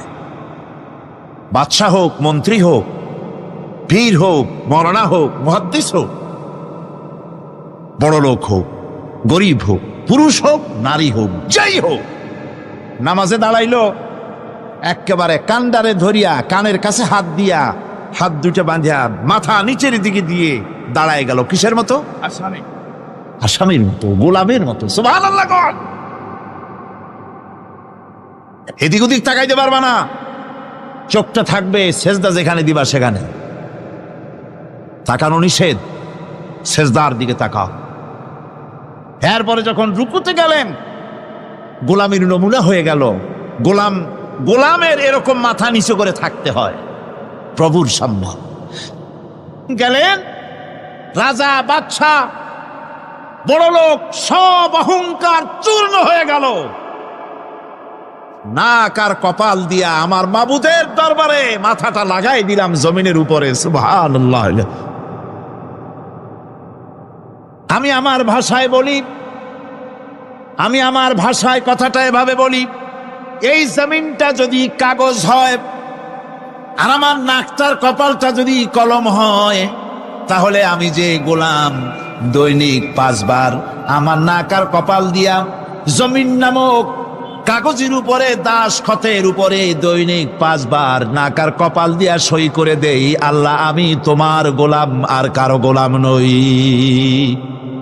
আমি একমাত্র তোমার গোলাম। ঘুমের থেকে উঠে সেজদা দিয়া বলি, দুপুরের সময় কাজ ফালাইয়া আর একবার বলি, বিকেল আসার আগেই আসরে আর একবার বলি, দিন যখন শেষ হয় আর একবার বলি, রাতে যখন শুতে যাই আর একবার সেজদা দিয়া ঘোষণা করি, মাবুদ আমি তোমার গোলাম। সুবহানাল্লাহ। নামাজ হচ্ছে ইসলামের গণ্ডির মধ্যে প্রবেশের প্রমাণ। কোরআনে কারীম বলছে, ফাইন তাবু ওয়া আকামুস সালাতা ওয়া আতাউজ যাকাতা ফাইখওয়ানুকুম ফিদ্দীন। সূরা তওবা এসেছে, তারা যদি তওবা করে আর নামাজ কায়েম করে, যাকাত যদি আদায় করে, তাহলে এখন তোমাদের সে দ্বীনি ভাই, এখন ভাই হয়ে গেল। একটু আগে ছিল কাফের, মুশরিক, এখন তোমার দ্বীনি ভাই। দ্বীনের গণ্ডির মধ্যে প্রবেশ করা, কলেমা পড়ার সাথে সাথেই নামাজ। নামাজ হচ্ছে দ্বীনের প্রধান গেট, দ্বীনের প্রধান তোরণ। দ্বীনের মধ্যে প্রবেশ করার জন্য এই গেট দিয়ে প্রবেশ করতে হবে। সুতরাং এই নামাজের এতই গুরুত্ব দেওয়া হয়েছে। ইসলাম যদি ক্ষমতায় আসে, আল্লাহ যেন এনে দেন, জোরে কোন আমিন। ইসলাম যদি ক্ষমতায় এসে যায়, রব্বুল আলামিন তাফসীরে মাহফিল কোরআন সামনে নিয়ে আশা করে তোমার দরবারে দোয়া করি, এই বিশাল জনসমুদ্রের দোয়া কবুল করো মাবুদ গো, এই বাংলাদেশকে ইসলামের দেশ বানাইয়া দাও। দেশটা যদি ইসলামের হয়ে যায়, আইন যদি আল্লাহর হয়, শাসন যদি সৎ লোকেরা করে, রব্বুল আলামিন কোরআন শরীফে বলেন, তাহলে তারা 4টা কাজ করবে। আল্লাযীনা মাক্কান্নাহুম ফিল আরদ আকামুস সালাতা ওয়া আতাউজ যাকাত ওয়া আমারু বিল মা'রুফি ওয়া নাহাউ আনিল মুনকার। মুমিনেরা ক্ষমতায় এসে প্রথম যে কাজটা করবে, প্রথমে ক্ষমতা এসেই নামাজ বাধ্যতামূলক করবে। প্রথম কি? ওয়াজ নসিহতে অনুরোধ করা হবে না, বাবাজিরা আল্লাহর রাস্তায় নামাজটা পড়ে না। রেডিও এবং টেলিভিশনের মাধ্যমে রাষ্ট্রপ্রধান অর্ডার করে দিবেন, আজ থেকে বাংলাদেশের 12 কোটি তাওহীদি জনতা, নারী পুরুষ যারা আকেল বালিগ, সকলের জন্য নামাজ বাধ্যতামূলক, নামাজ পড়তেই হবে। এটা অর্ডার। বেলা যখন 1টা বেজে যাবে, বেলা যখন 1টা বাজবে, সমস্ত মসজিদে আজান শুরু হয়ে যাবে। আজানের সাথে সাথে অফিস, আদালত, কল কারখানা, ক্ষেত খামার, শিক্ষাঙ্গন সব ডেডলক হয়ে যাবে। আধা ঘন্টার জন্য বন্ধ হয়ে যাবে। যারা মুসলমান অফিসে, কলেজে, ইউনিভার্সিটিতে, সর্বত্র তারা নামাজের জন্য প্রস্তুতি নেবেন। আধা ঘন্টার ভিতরে নামাজ আর খানা সেরে আবার কলেজ চলবে, বিশ্ববিদ্যালয় চলবে, কল চলবে, কারখানা চলবে, ক্যান্টনমেন্ট চলবে, সেক্রেটারিয়েট চলবে, সব আপন গতিতে চলতে থাকবে। আল্লাহর রহমত, বরকত আকাশ থেকে নাজিল হয়ে যাবে। আর এই অর্ডার যে দেওয়া হবে, নামাজ পড়বেন সেখানে। থানায় যখন আজান হবে, থানায় আজান হয়ে গেছে, থানার স্টাফ, পুলিশ যারা আছে জামাতে খাড়া হয়ে যাবে, ইমামতি করবেন ওসি সাহেব। এসপির অফিসে এসপি সাহেব ইমামতি করবেন, ডিসি সাহেব তার অফিসে ইমামতি করবেন, মন্ত্রী সেক্রেটারিয়েট ইমামতি করবেন, প্রেসিডেন্ট বঙ্গভবনে ইমামতি করবেন, বিশ্ববিদ্যালয়ের ভাইস চ্যান্সেলরের ইমামতিতে সে জায়গার মুসলমান ছাত্র ছাত্রী, শিক্ষক শিক্ষয়িত্রী এক জামাতে নামাজ আদায় করবে। এই যদি হয় চিত্র, দেশের অপরাধ থাকবে। থানায় ওসি সাহেব নিজেই যদি জামাতের ইমামতি করেন, এইভাবে নামাজ আদায় করেন, পুলিশদের নিয়ে জামাতে ঘুষ আর খাবে তারা? এসপি সাহেবের অফিসে, ডিসি সাহেবের অফিসে মন্ত্রীরা যদি এভাবে নামাজ কায়েম করে, তাহলে কি অন্যায় অপরাধ কিছু থাকবে সমাজে? থাকবে না। সুতরাং নামাজ বাধ্যতামূলক করে দেওয়া হবে। নামাজ বাধ্যতামূলক, সকলকে নামাজ পড়তে হবে। নামাজ হচ্ছে অপকর্মের প্রতিবন্ধক। নামাজ পড়লে অন্যায় কাজ থেকে বাঁচার পর, অন্যায় থেকে বাঁচাই কিসে? নামাজ। আল্লাহ রাব্বুল আলামিন বলেন, উতলু মা উহিয়া ইলাইকা মিনাল কিতাবি ওয়া কিমিস সালাম ইন্নাস সালাতা তানহা আনিল ফাহশাই ওয়াল মুনকার। হে নবী, এই কিতাব তেলাওয়াত করো, যা তোমার প্রতি অবতীর্ণ করা হয়েছে, এই কিতাব তেলাওয়াত করো আর নামাজকে প্রতিষ্ঠা করো। নিঃসন্দেহে নামাজ মানুষকে পাপাচার থেকে বাঁচায়া দেয়। অশ্লীলতা, পাপাচার থেকে মানুষকে বাঁচায় কে? জোরে চিল্লায় কোন কে? নামাজ। এই নামাজ মানুষকে অন্যায় কাজ থেকে বাঁচায় দেয়। নামাজ যে মানুষকে অন্যায় কাজ থেকে বাঁচায়, কেমনে বাঁচায়? আমরা যে নামাজ পড়ি, এই নামাজে তো আমাদেরকে অন্যায় কাজ থেকে বাঁচাইতে পারে না। নামাজি বহুত মানুষ আছে অন্যায় করে, করে কিনা কন? না করে না? করে। নামাজি অথচ অন্যায় করে। আর আল্লাহ বলছেন নামাজিকে নামাজ তাকে অশ্লীলতা থেকে ফিরায়। তাহলে কথা কারটা ঠিক? আল্লাহটা। জোরে বলেন কারটা ঠিক? অবশ্যই আমার আল্লাহর কথা হক। আমি ভুল করতেছি, আমি যেন কোথাও ভুল করতেছি, সামথিং ইজ রং, কোথাও যেন আমরা ভুল করে বসতেছি, সেই ভুলটা কি আমরা আবিষ্কার করতে চেষ্টা করবো ইনশাআল্লাহ।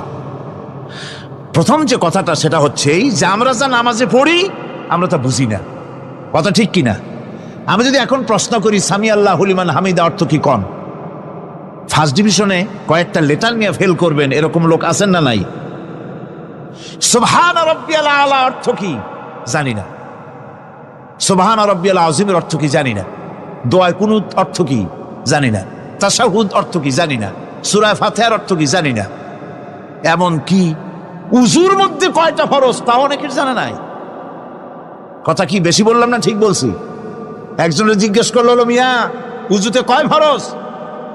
ভাই হুজুর কি মনে করেন যে বুঝি জানি না? এটা তো সাধারণ ব্যাপার, বলেন না কয় ফরজ? উযুতে তো 17 ফরজ। কি কি কয়? হাত ধোয়া, পাও ধোয়া, মুখ ধোয়া, নাক ধোয়া, চোখ ধোয়া, জিহ্বা ধোয়া, মাথা ধোয়া। বলতে বলতে গুনে দেখা গেল প্রায় 19টার মতো বলছে। বলা হলো, মিয়া বললেন আপনি উযুতে ফরজ 17টা, কইলেন আপনি 19টা। কয় হুজুর জানি আরো, বলি না আপনাদের ভয়তে। উযু জানে না, নামাজ জানে না, তাকেই নামাজ কেমনে ফিরাবে অন্যায় কাজ থেকে? কথা বুঝতে পেরেছেন? নামাজে আল্লাহু আকবার বললাম, এরপরে সানা পড়লাম, তারপরে সূরা ফাতিহা পড়লাম।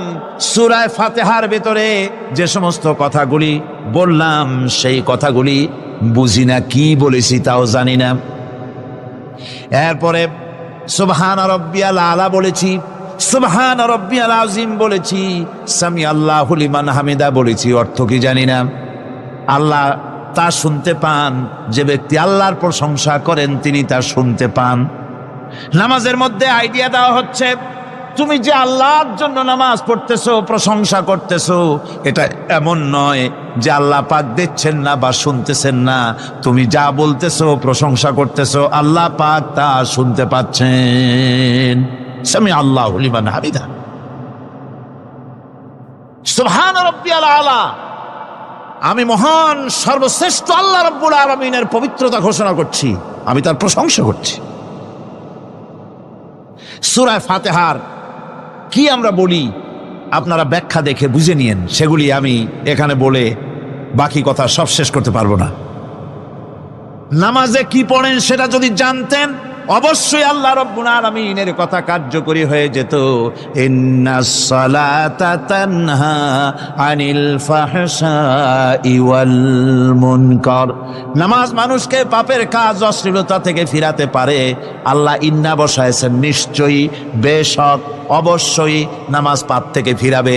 কিন্তু কেমনে ফিরাবে নামাজ তো বুঝি না, নামাজ তো বুঝি না। খালি সেজদা দেয় জনমের মতো, আর সেজদা কি? নামাজে যদি দেখে ইমাম দেরি করতেছে, আত্তাহিয়াত পড়তে দেরি হয়ে যাচ্ছে, পিছন থেকে সিগন্যাল মারে, ঠিক কিনা? বেয়াদব, বেয়াদব। তোমার নামাজ, তোমার আত্তাহিয়াত আগে শেষ হয়েছে, তাতে কি হয়েছে? চুপ করে বসে থাকো। ইমামকে কাশি দিয়া সতর্ক করার অধিকার তোমার নাই। যদি ইমামকে সতর্ক করার জন্য কাশি দিয়ে থাকো, তোমার নামাজ ফাসেদ হয়ে যাবে। এটা ফাজলামি করার জায়গা না, এটা নামাজ। এর নাম কি? ধীরে সুস্থে নামাজ পড়তে হবে। অনেকে মসজিদটারে মনে করে জেলখানা, ঢুকতে যত দেরি, বেরোতে পারলে যেন বাসে যান ছটফট করে। সিনেমার মধ্যে গিয়ে ঘন্টার পর ঘন্টা বসে থাকে, খারাপ লাগে না? মসজিদে কেরাত যদি একটু লম্বা পড়ে, পিছনে বসে খালি কি যে করে, মনে মনে বলতে থাকে যে ইমাম এমন কাঁচা ছাড়া ছাড়ি না। আর গান যখন শোনে, শুনতেই থাকে, কত মজা, ঘুম আসে না। নউজুবিল্লাহ কর। সুতরাং নামাজে কি পড়েন সেটা আপনাকে বুঝতে হবে। সঠিকভাবে নামাজ পড়ার পরও যদি কোনো মানুষের সঠিকভাবে, ভালো করে শোনেন, সঠিকভাবে নামাজ পড়ার পরেও যদি কোনো মানুষ পাপের থেকে না ফেরে, তাহলে বুঝতে হবে একথা পানি আর সাবান দিয়া কাপড় ধুলে কাপড়ের ময়লা যাবে, কিন্তু পানি আর সাবান দিয়া কয়লা জনমের মতো ধুইলেও কয়লার ময়লা যাবে না। কথা বুঝে আসছে?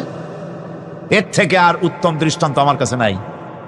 নামাজ পড়ার পরেও যদি চরিত্র ভালো না হয়, বুঝতে হবে নামাজ হচ্ছে না, কাঙ্ক্ষিত মানের নামাজ আদায় হচ্ছে না। আল্লাহর নবী বলেছেন, যার নামাজ পাপ কাজ হতে ফিরাতে পারলো না, তার নামাজ নামাজি নয়। আবার শুনুন, রাসূল বলছেন, যার নামাজ তাকে পাপের কাছ থেকে ফিরাতে পারলো না, তার নামাজ নামাজ নয়, ওটি নামাজ হয় নাই, যার জন্য তার পাপ থেকে তারে ফিরাইতে পারছে না। আর কিয়ামতের দিন বেনামাজিরা সবচাইতে বেশি অপমানিত হবে। সবচাইতে বেশি অপমানিত হবে কারা? বেনামাজিরা। কিভাবে? ইয়াউমা ইউকশাফু আন সাকিন ওয়া ইউদআউনা ইলাস সুজুদি ফালা ইস্তাতিউন। সেদিন কঠিন সময় আল্লাহ রাব্বুল আলামিন লোকদেরকে সিজদা করার জন্য বলবেন, কিন্তু যারা বেনামাজি ছিল দুনিয়ায় তারা সিজদা দিতে পারবে না। বলেন নাউযুবিল্লাহ। অবস্থাটা কি হবে? খাশিআতান আবসারুহুম তারহাকুহুম যিল্লাহ। তাদের দৃষ্টি নিচু হবে, লাঞ্ছনা এবং অপমান তাদের উপরে চেপে বসবে, সিজদা দিতে পারবে না। আল্লাহ আমাদেরকে ক্ষমা করুন। কিয়ামতের দিন হযরত আদম আলাইহিস সালাম থেকে শুরু করে পৃথিবীর সমস্ত মানুষের সামনে আল্লাহ রাব্বুল আলামিন সিজদা করার জন্য অর্ডার করবেন। যারা নাকি বেনামাজি, ওরা আল্লাহর দরবারে সেদিন সিজদা দিতে পারবে না, লাঞ্ছিত অপমানিত হবে। যারা কন নাউযুবিল্লাহ। নামাজ, মুমিনের নামাজ একরকম, মুনাফিকের নামাজ হলো আর এক রকম। মুনাফিকরাও নামাজ পড়ে, পড়ে কিনা কন? মুনাফিকেরাও নামাজ পড়ে। মুনাফিকেরা যখন নামাজ পড়তে যায়, আল্লাহ রাব্বুল আলামিন বলতেছেন, ওয়া ইযা কামু ইলাস সালাতি কামু কুসালা। মুনাফিকেরা যখন নামাজ পড়তে দাঁড়ায়, নামাজে আসে ঠিক তারা, কিন্তু নামাজের জন্য দাঁড়ায় খুব শৈথিল্য ভারে, শৈথিল্য ভাবে দাঁড়ায়, কাহিলি সুস্তি, এ জায়গা চুলকায়, পায়জামা ধরে টান দেয়, টুপিটা ঘুরে আয়, এদিক ওদিক তাকায়। মুনাফিকের নামাজ দেখলেই ঠিক পাওয়া যায় যে বেটা মুনাফিক। এইভাবে সে দাঁড়ায়। তার নামাজটা কি জন্য? ইউরাউনান নাসা ওয়া লা ইয়াযকুরুনাল্লাহা ইল্লা কালিলা। তাদের নামাজ হচ্ছে মানুষকে দেখাবার নামাজ। নাউযুবিল্লাহ। এখন দেখবেন এই মৌসুম আসছে, নামাজের মৌসুম, বেনামাজিদের নামাজের মৌসুম। জনসভা হচ্ছে, নির্বাচন আসতেছে, নামাজে রক্ত হয়ে গেছে, তাড়াতাড়ি আজান হয়ে গেল। টুপি না থাকলে রুমাল একটা মাথায় দিল, উজু আছে কি না আছে, আল্লাহু আকবার, যা আছে কপালে হয়ে যাক। মানুষকে দেখাবার জন্য এরা নামাজ পড়ে। এরা আল্লাহ শরণার্থে নামাজ খুব কম লোকই পড়ে। এরা হচ্ছে মুনাফিক। দুনিয়া এবং আখিরাতে কল্যাণের জন্য একমাত্র মাধ্যম হচ্ছে নামাজ। দুনিয়াও যদি কল্যাণ চাই, আখিরাতেও যদি কল্যাণ চাই, তাহলে এর জন্য কি করতে হবে? কি করতে হবে? আমার কথা নয়, আল্লাহ রাব্বুল আলামিনের কথা শুনুন। রব্বুল আলামিন বলেন, ক্বাদ আফলাহাল মুমিনুন আল্লাযীনা হুম ফি সালাতিহিম খাশিউন ওয়াল্লাযীনা হুম লিয-যাকাতি ফাঈলুন ওয়াল্লাযীনা হুম লিফুরুজিহিম হাফিজুন। নিশ্চিতভাবে সেই সব মুমিন কল্যাণ লাভ করবে, নিশ্চিতভাবে। তারা হচ্ছে ওই সব লোক যারা নিজেদের নামাজ ভীতি মিশ্রিত বিনয় ভাবে, ভীতি মিশ্রিত অবস্থায় বিনয়ের সাথে যারা নামাজ আদায় করে, যারা বেহুদা কাজ থেকে বিরত থাকে, যারা যাকাতের পন্থায় কর্মতৎপর হয়, আর যারা নিজের লজ্জাস্থানকে হেফাজত করে, এরপরে আল্লাহ পাক বলেন ওয়াল্লাযীনা হুম লিআমানাতিহিম ওয়া আহদিহিম রাউন ওয়াল্লাযীনা আলা সালাওয়াতিহিম ইউহাফিজুন ওয়াল্লাযীনা আলা সালাতিহিম হাফিজুন।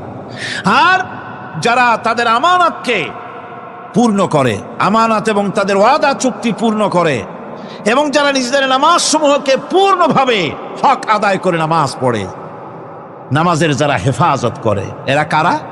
এরা হচ্ছে উলাইকা হুমুল ওয়ারিসুন আল্লাযীনা ইয়ারিসুনাল ফিরদাউসা হুম ফিহা খালিদুন। এরা হচ্ছে সেই সব লোক, এরা উত্তরাধিকার হচ্ছে জান্নাতের উত্তরাধিকার, জান্নাতুল ফিরদাউসে আল্লাহ রাব্বুল আলামিন এই গুণ বিশিষ্ট লোকদের জন্য জায়গা করে দিবেন। জোরে কোন সুবহানাল্লাহ। নামাজকে পড়তে বলা হয়নি, কোরআন শরীফে বলা হয়েছে নামাজ কায়েম করো। কি বলা হয়েছে কন্ত দেখি? নামাজ কায়েম করো, নামাজ পড়ো। এই কথা কিন্তু কোরআন শরীফে কোনো জায়গায় আছে নাকি? এখন কায়েম করা কারে বলে? একটা গুরুত্বপূর্ণ আরেকটি বিষয়, নামাজ কায়েম করতে বলা হয়েছে। কায়েম কি? কায়েমটা হচ্ছে দৃষ্টান্ত স্বরূপ বলা যায় যে জিনিসটা সমাজে প্রতিষ্ঠিত আছে ওইটারে বলে কায়েম হওয়া, আর যেটা প্রতিষ্ঠিত নাই ওটা কায়েম নাই। কায়েম মানে হলো প্রতিষ্ঠিত থাকা। যেমন আমাদের দেশে, আমাদের সমাজে নারী পুরুষ শিশু বৃদ্ধ সকলেই কাপড় পরা, শাড়ি পরা, লুঙ্গি পরা, এই কাপড় পরাটা কায়েম আছে, প্রতিষ্ঠিত আছে না নাই? যার কারণে কাপড় পরা সমাজে কায়েম আছে বলে উলঙ্গ মানুষ সমাজে খুঁজে পাওয়া যায় না, পাগল ছাড়া। ঠিক কিনা? একটা বাচ্চাকেও যদি উলঙ্গ হতে বলেন এখানে, 5 বছর 6 বছরের একটা বাচ্চাকেও, সে কিন্তু রাজি হবে না। ঠিক কিনা? যেহেতু কাপড় পরা সমাজে প্রতিষ্ঠিত আছে সেহেতু উলঙ্গ মানুষ পাওয়া যায় না, কাপড় পরাটাই এখানে প্রতিষ্ঠিত। সুতরাং এখন অবস্থাটা এই হয়েছে, কাপড় পরা প্রতিষ্ঠিত আছে বলে কোন উলঙ্গ মানুষ এসে যদি এই মঞ্চে দাঁড়ায় আর বলে আমাকে একটু বক্তৃতা করতে দেন, আপনারা কি করবেন? মঞ্চে তো উঠতেই দিবেন না। উলঙ্গ মানুষ যদি কোনো চাকরি নিতে যায় ইন্টারভিউতে, তাকে লাইনে দাঁড়াইতে দেবে? দেবে না। এমন কি উলঙ্গ হয়ে যদি বাড়িতে প্রবেশ করে তার বউ দূর দূর করে তাড়ায় দেবে। ঠিক কিনা? যেহেতু সমাজের ভিতরে কাপড় প্রতিষ্ঠিত আছে সেই জন্য এই উলঙ্গ মানুষ পাওয়া যায় না।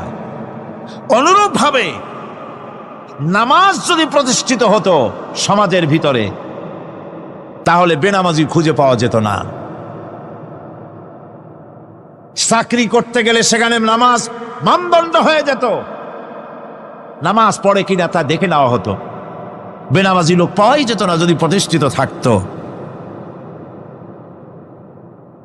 প্রথম প্রশ্নই হতো তুমি নামাজ পড়ো কিনা। ইলেকশনে যদি একজন উলঙ্গ মানুষ এসে দাঁড়ায়, ভাইরা এবার আমার বোতল মার্কা বাক্স, উলঙ্গ মানুষ এসে ভোটে দাঁড়াইছে, আপনারা ভোট দিবেন? দিবেন। ওই যে কাপড় প্রতিষ্ঠিত আছে বলে, লুঙ্গি প্রতিষ্ঠিত সমাজে আছে বলে উলঙ্গ মানুষকে আপনি ভোট দিবেন না। নামাজ যদি প্রতিষ্ঠিত থাকতো সমাজে, বেনামাজি মানুষ যদি এসে মঞ্চে দাঁড়ায়া যতই বলতো আমি ক্ষমতায় গেলে এই করব সেই করব, নামাজ প্রতিষ্ঠিত থাকলে পরে বেনামাজিরে কেউ ভোট দিত না। নামাজ যদি প্রতিষ্ঠিত থাকতো তাহলে অফিসের অফিসার তো দূরের কথা, বেনামাজি অফিসের ঝাড়ুদারের চাকরিও তার কিসমতে জুটত না যদি নামাজ প্রতিষ্ঠিত থাকতো। এর নাম হলো নামাজ কায়েম হওয়া। নামাজ কায়েম থাকলে এই অবস্থার সৃষ্টি হতো। এই জন্য আল্লাহ পাক বলেছেন নামাজকে কায়েম করতে হবে। নামাজ হবে সব ভালো কাজের মানদণ্ড। সমস্ত ভালো কাজের মানদণ্ড কি? নামাজ। নামাজ আমাদেরকে বড় রকমের শিক্ষা দেয়। কি শিক্ষা দেয়? নামাজ আমাদের শিখায় ঐক্য আর ভ্রাতৃত্ব, ভ্রাতৃত্বের আর ঐক্যের শিক্ষা দেয়। এক নেতার আনুগত্য করা শিখায়।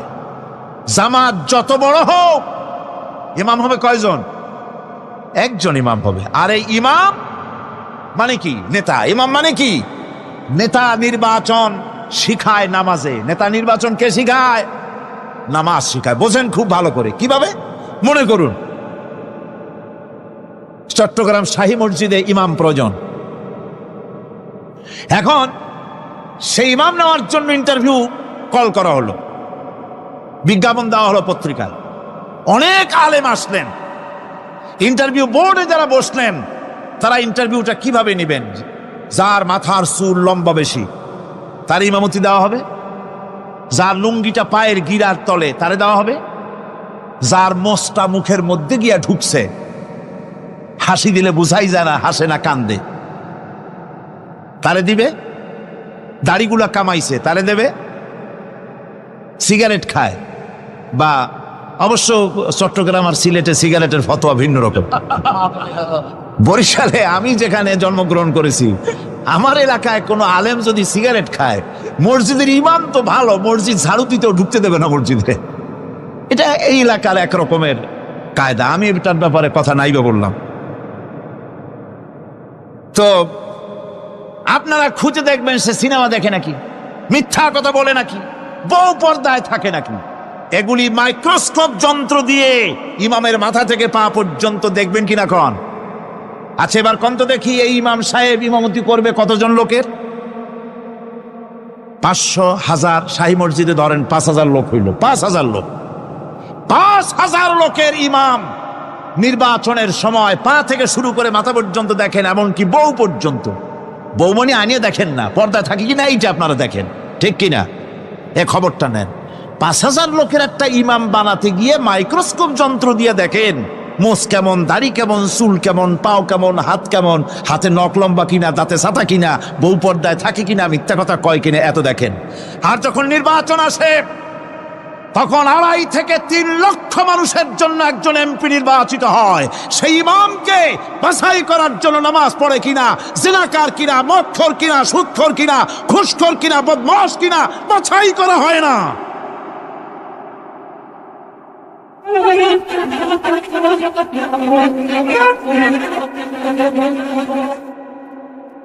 নামাজ আমাদেরকে এটা শিখায় ইমাম কেমনে বানাইতে হবে। কন সুবহানাল্লাহ। নামাজ ঐক্য শিখায়, নামাজ ভ্রাতৃত্ব শিখায়, নামাজ পারস্পরিক মহব্বত শিখায়, নামাজ নেতা কেমন হওয়া উচিত, নেতা নির্বাচন শিখায়। আবার নেতা ভুল করলে তার ভুল বলা যাবে না, এরকম হতে পারবে না। নামাজের ভিতরে ইমাম যদি ভুল করলেন, আপনি লোকমা দিবেন, সুবহানাল্লাহ, আল্লাহু আকবার বলবেন। যদি তিনি সংশোধন না হলেন আবার দেন, তাতেও সংশোধন হলো না আবার দেন। 3 বার লোকমা দেওয়ার পর যদি ভুল সংশোধন না করে নামাজ ছেড়ে দেন, ইমামকে বের করে দেন, নতুন ইমাম নিয়োগ করেন। যারা ক্ষমতায় যাবে, আপনি রাষ্ট্রের ইমাম যারে বানাবেন, সেই রাষ্ট্রীয় ইমাম যদি জনগণের ইচ্ছার বিরুদ্ধে যদি চলে, 1 বার লোকমান দেন, 2 বার লোকমান দেন, 3 বার দেন, তারপরেও যদি না নামে, ঘট ধরে নামে। নামাজ আপনাকে নেতা নির্বাচন, নেতাকে প্রতিষ্ঠিত রাখা, নেতার আনুগত্য আপনাকে শিখায়। নামাজ লাইন সোজা করে দাঁড়াতে হবে। লাইন যদি বাঁকা করেন, আপনার কলজেটা ওরকম বাঁকা হয়ে যাবে। কোন নাউযুবিল্লাহ। নামাজের কাতারে যার কারণে নামাজের কাতার বাঁকা হবে, পুরা কাতারের জন্য আল্লাহর কাছে ওই লোকটা দায়ী হয়ে যাবে। নামাজ শৃঙ্খলা শিখায়। সুবহানাল্লাহ কইতে ইচ্ছা করে না? নামাজ শৃঙ্খলা শিখায়, শৃঙ্খলা বোধ শিখায়, সোজা হয়ে দাঁড়ায়। তারপরে ঐক্য এবং মহব্বত শিখায়। নামাজের ভিতরে যখন দাঁড়ায় গেলেন, আমির দাঁড়ালো, ফকির দাঁড়ালো, মন্ত্রী দাঁড়ালো, তার ড্রাইভারও দাঁড়ায় গেল, একই কাতারে দাঁড়ায় গেছে। নামাজ পড়তে গিয়ে ড্রাইভারের পাও গিয়ে লেগেছে মন্ত্রীর গায়ে। নামাজ শেষ হওয়ার পর মন্ত্রীর বাবার ক্ষমতা নাই এ কথা বলার যে বেটা ড্রাইভার সলিমদ্দি, তোর পাও লেগেছে আমার পায়ে, তোর চাকরি শুদ্ধা দোজকে পাঠায় দেব। পারবে বলতে? পারবে না। মিয়া মন্ত্রী সাহেব, এটা তোমার সেক্রেটারিয়েট না, এটা আল্লাহর ঘর। এটা কার ঘর? এক হি সব মে খড়ে হো গয়ে মাহমুদ ও আয়াজ, एक ही सब में खड़े हो गए महमूद अयाज, न कोई बंदा रहा न कोई बंदा नवाज। একই কাতারে দাঁড়িয়ে গেছে সম্রাট মাহমুদ আর চাকর আয়াজ। এখন সম্রাট মাহমুদও নাই, চাকর আয়াজও নাই, সম্রাট আর চাকর দুজনই আল্লাহ পাকের গোলাম হয়ে গিয়েছে। তুমি মসজিদে এসেছো, তুমি আল্লাহর গোলাম। কার গোলাম? আল্লাহ পাকের গোলাম। এই জিনিস শিখায় নামাজ। নামাজ শিখায় মানুষকে পাঞ্চুয়ালিটি, নিয়মানুবর্তিতা, সময়ের জ্ঞান শিখায় নামাজ। নামাজ মানুষকে কি শিখায়? আল্লাহ রাব্বুল আলামিন বলছেন, ইন্নাস সালাতা কানাত আলাল মুমিনিনা কিতাবাম মাওকুতা। নিঃসন্দেহে নামাজ মোমেনদের নিয়মানুবর্তিতার সাথে ফরজ করা হয়েছে, তাদের উপরে নিয়মানুবর্তিতার উপরেই, সময়ের উপরে নামাজকে ফরজ করা হয়েছে। আপনার আন্দাজ মতো আপনি পড়তে পারবেন না, সময় মতো পড়তে হবে, আউয়াল ওয়াক্তে পড়তে হবে। আমার দেশের মসজিদগুলিতে ফজরের নামাজ পড়া হয় এমন সময় পূর্ব দিক ফর্সা হয়ে যায়। ইমাম সাহেব যদি ভুল করেন, নামাজ যদি দোহরাতে যান, তাহলে সূর্য উদয় হয়ে যাবে, এমন অবস্থা। নামাজ এত দেরিতে পড়া হয়। প্রত্যেক ওয়াক্তের নামাজ আউয়াল ওয়াক্তে পড়ার জন্য রাসূল সাল্লাল্লাহু আলাইহি ওয়াসাল্লাম তাগিদ করেছেন। সময়ের দিকে লক্ষ্য রাখতে বলা হয়েছে। যেই জাতি, লক্ষ্য করুন, যে জাতি দৈনিক 5 বার টাইমলি, অক্ত মতো, সময় মতো নামাজ আদায় করতে হয়, দুর্ভাগ্যজনক সত্য, সেই জাতির কাছে সময়ের কোনো দাম নাই। সময়ের দাম নাই। 9টার গাড়ি কয়টায় আসবে? 9টার গাড়ি কয়টায় আসবে? একদিন দেখা গেল সত্যি 9টার সময় এসে গেছে। যাত্রীরা বলছে মাশাআল্লাহ, অন্তত একটা দিন তো 9টার সময় আসলো। স্টেশন মাস্টার বলছে না, খুশি হওয়ার কারণ নাই, আজকের না, এটা গতকালকেরটা। আমার আমেরিকার সফরের সময়, যে বাড়িতে আমি আমেরিকায় থাকি, কুইন্স এলাকায়, নিউ ইয়র্ক সিটিতে, সে বাড়িওয়ালা চাকরি করে। সে আমাকে বলল 10টি বছর আমি একটা ট্রেনে যাতায়াত করি। সে বলছে রাত 3:45টায় ট্রেনটা আসে, ওই ট্রেনে চড়ে সে তার কর্মস্থলে যায়। বলল 10টা বছর আমি এখানে আছি, 10 বছরের ভিতরে এই ট্রেনটা 1 মিনিটের জন্য এদিক ওদিক করলো না, ঠিক 3:45টায় এসে হাজির হয়ে গেছে। ঝড় হোক, বৃষ্টি হোক, স্নো পড়ুক, বরফ পড়ুক, টাইমলি চলতেছে। দুনিয়ায় ভিন্ন জাতিরা যে উন্নতি করে, তার পেছনে সময়ের জ্ঞান তাদের অনেক বেশি আমাদের থেকে। কথা ঠিক কিনা? আমাদের সময় জ্ঞান নাই, সময়ের কোনো মূল্য আমরা দেই না। 2টার সময় মিটিং হবে, মন্ত্রী সাহেব আসেন 5টার সময়, ঠিক কিনা? বক্তৃতার জন্য সময় দেওয়া হয়েছে 20 মিনিট, নাহমাদু ওয়া নুসাল্লি আলা কইয়া সুর দিয়া 35 মিনিট গেছে নাহমাদু কইতে কইতে। সময় 20 মিনিট, তা তার মনেই নেই। এই যে সময়ের জ্ঞান নাই, এটা ব্যর্থতা। নামাজ মানুষকে সময়ের জ্ঞান শিখায়। কোন আলহামদুলিল্লাহ। এই সময়ের জ্ঞান আমাদেরকে শিখতে হবে। এবার আমি আপনাদের সামনে বলতে চাই, আল্লাহর নবী জনাবে মুহাম্মদ রাসূলুল্লাহ সাল্লাল্লাহু আলাইহি ওয়াসাল্লাম নামাজের ব্যাপারে কি বলছেন। এতক্ষণ তো আল্লাহর কথা শোনালাম, কার কথা শোনাইছে? আমার আল্লাহর নবী বলেন, নবীকে প্রশ্ন করা হলো, ইয়া রাসূলুল্লাহ, আইয়ু শাইইন আহাব্বু ইনদাল্লাহি ফিল ইসলাম, ইসলামের মধ্যে আল্লাহর কাছে কোন জিনিসটা বেশি প্রিয়? আল্লাহর কাছে ইসলামের কোন জিনিসটা বেশি প্রিয়? হুজুর বললেন, as-salatu li waqtiha, মান তারাকা সালাতান ফালা দীন লাহু ওয়াস-সালাতু ইমাদুদ্দিন। আল্লাহর কাছে সবচাইতে বেশি প্রিয় হচ্ছে নামাজ। সবচাইতে প্রিয় কি? নামাজ। ওয়াক্ত মতো নামাজ আদায় করা আল্লাহ পাকের বেশি প্রিয়। আর এই নামাজ হচ্ছে দ্বীনের খুঁটি। এটা দ্বীনের কি? খুঁটি। এই যে খুঁটিগুলো আছে, খুঁটিগুলো ফালাই দিলে তারপর আপনার এই প্যান্ডেল থাকবে? থাকবে না। বিল্ডিং এর পিলার ভেঙে দেন, বিল্ডিং টিকবে? ঘরের খুঁটিগুলি উড়ায় ফেলেন, ঘর টিকবে? টিকবে না। দ্বীনের খুঁটি হচ্ছে নামাজ। লা দীনা লিমান লা সালাতা লাহু, যার কাছে দ্বীন নাই, যার কাছে নামাজ নাই, তার কাছে কি নাই? দ্বীন নাই, ঈমান নাই। আল্লাহর নবী বলেছেন, وعن جابر رضي الله تعالى عنه قال قال رسول الله صلى الله عليه وسلم بين العبد وبين الكفر ترك الصلاة আল্লাহ পাকের নবী বলেন, আল্লাহর বান্দার মুমিন, আল্লাহর বান্দার কাফের, দুইজনের মধ্যে পার্থক্য হলো যে ব্যক্তি নামাজ পড়ে সে আল্লাহর গোলাম, যে নামাজ পড়ে না সে কাফের হয়ে গেল। যে নামাজ পড়লো না সে কাফের হয়ে গেল। মান তারাকা সালাতান মুতাআম্মিদান ফাকাদ কাফারা, যে ব্যক্তি ইচ্ছে করে নামাজ ছেড়ে দিল সে কাফের হয়ে গেল। বলেন নাউযুবিল্লাহি মিন যালিক। এই জন্য নামাজ আদায় করা বাধ্যতামূলক প্রত্যেকটি মুসলমানের জন্য। রাসূল করিম সাল্লাল্লাহু আলাইহি সাল্লাম একটা দৃষ্টান্ত দিয়েছেন, কারো বাড়ির সামনে যদি একটা নাহার থাকে, একটা পুকুর থাকে, একটা খাল থাকে প্রবাহিত, এতে যদি ওই বাড়িওয়ালা দৈনিক 5 বার গোসল করে তাহলে তার গায়ে কি কোনো ময়লা থাকে?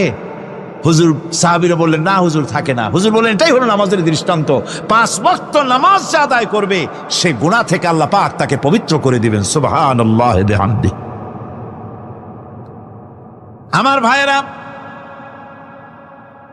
নামাজ পড়লে পরে এক জুমা থেকে আর এক জুমা পর্যন্ত মানুষ যে সমস্ত গুনাহ করে, কবিরা গুনাহগুলি বাদে, শিরক আর কবিরা গুনাহগুলি বাদে যত গুনাহ আছে তার কাফারা হয়ে যায়। নামাজ যে সঠিকভাবে আদায় করবে, এই নামাজটা একটা কঠিন কাজ। নামাজটা কি কাজ? কে বলতেছেন এ কথা? আল্লাহ পাক। ওয়া ইন্নাহা লাকাবীরাতুন ইল্লা আলাল খাশিঈন। নামাজ একটা ভারী জিনিস, একটা কঠিন জিনিস। কাদের জন্য কঠিন নয়? যারা নাকি আল্লাহ পাককে ভয় করে। আল্লাযীনা ইয়াযুন্নুনা আন্নাহুম মুলাকু রাব্বিহিম ওয়া আন্নাহুম ইলাইহি রাজিউন। যারা নাকি একথা মনের ভিতরে ধারণা করে যে আল্লাহ রাব্বুল আলামিনের দরবারে আমার হাজির হওয়া লাগবে, মোলাকাত করা লাগবে, এই চিন্তা যারা করে তাদের জন্য নামাজ মোটেই কষ্টকর নয়, নামাজ মোটেই তাদের জন্য অসহনীয় নয়, বোঝা নয়, ভার নয়। তারা নামাজ আদায় ঠিকই করবে। এই জন্যে বিবি বাল বাচ্চা সকলকে নামাজের জন্য তাগিদ করতে হবে। যত ভাই এখানে এসেছেন নিজেরা পড়বেন, বিবি বাল বাচ্চাকে তাকিদ করবেন। আল্লাহ পাক বলছেন ওয়ানজির আশীরাতাকাল আকরাবিন, তোমার নিকটবর্তী যারা আছে তাদেরকে তুমি আল্লাহর ভয় দেখাও। নামাজের জন্য তাদেরকে বলো, আল্লাহর ভয় তাদের অন্তঃকরণের মধ্যে সৃষ্টি করে দাও। আর এই নামাজ পড়তে হবে জামাতের সাথে। নামাজ পড়তে হবে কিছুর সাথে? জামাতের সাথে। রাসূল করিম সাল্লাল্লাহু আলাইহি ওয়াসাল্লাম বলছেন, হুজুরের কাছে, আল্লাহর নবীর কাছে, হযরতে আবু হুরায়রা রাদিয়াল্লাহু তাআলা আনহু হাদিসটি বর্ণনা করেছেন। হুজুরের কাছে একজন অন্ধ লোক এলো। সেই অন্ধ লোক এসে বললেন, হুজুর আমি তো চোখে দেখি না, জামাতের যে গুরুত্বের কথা আপনি বললেন, আমাকে কি রুখসত দেওয়া যায় নাকি? আমি অনেক সময় সাথী সঙ্গী পাই না, আমাকে কি রুখসত দেওয়া যায় নাকি? হুজুর বললেন, হ্যাঁ তোমাকে রুখসত দেওয়া গেল। অন্ধ যখন হেঁটে যাচ্ছিলেন নবীজি তাকে আবার ডাকলেন, ডেকে জিজ্ঞেস করলেন, অন্ধ নামাজের মসজিদের আজান কি তোমার কানে যায়? বলে হ্যাঁ আমি আজান শুনি। হুজুর বললেন, আজানের জবাব দিবা, মসজিদে এসে জামাতে নামাজ পড়বা। একজন অন্ধকে রুখসত দেওয়া হয় নাই। মসজিদে আজান শোনার পর ঘরে বসে যদি নামাজ আদায় করেন, নামাজের হক আদায় হবে না। হুজুর সাল্লাল্লাহু আলাইহি ওয়াসাল্লাম বলেছেন, মসজিদে আজান হওয়ার পর যে ব্যক্তি ঘরে বসে নামাজ পড়ে, আমার ইচ্ছা হয় ঘরটা আগুন দিয়ে জ্বালায় দেই। কে বলতেছেন? রাহমাতুল লিল আলামিন বলতেছেন। রাহমাতুল লিল আলামিন বলতেছেন, ঘরের মধ্যে যদি মেয়ে লোক আর বাচ্চারা যদি না থাকতো তাহলে আমার ইচ্ছা হয় আমি বলি আগুন দিয়ে ঘরটারে জ্বালায় দাও। এই ঘরের মহব্বতেই তো সে বাইর হয় না। নামাজের এত বড় গুরুত্ব দেওয়া হয়েছে। আমার বন্ধুগণ, এই নামাজের জামাতি আল্লাহর নবী জীবনের শেষ নামাজ জামাতে আদায় করেছেন। জীবনের শেষ নামাজটাও জামাতে আদায় করলেন। তখন তার এমন অবস্থা, এত অসুস্থ, দাঁড়াতে পারেন না, হাঁটতে পারেন না। দুইজন সাহাবীর কাঁধের উপরে ভর করে তারপরে বহু কষ্ট করে মসজিদে গিয়ে নামাজ আদায় করেছেন। খুতবা দিয়েছেন।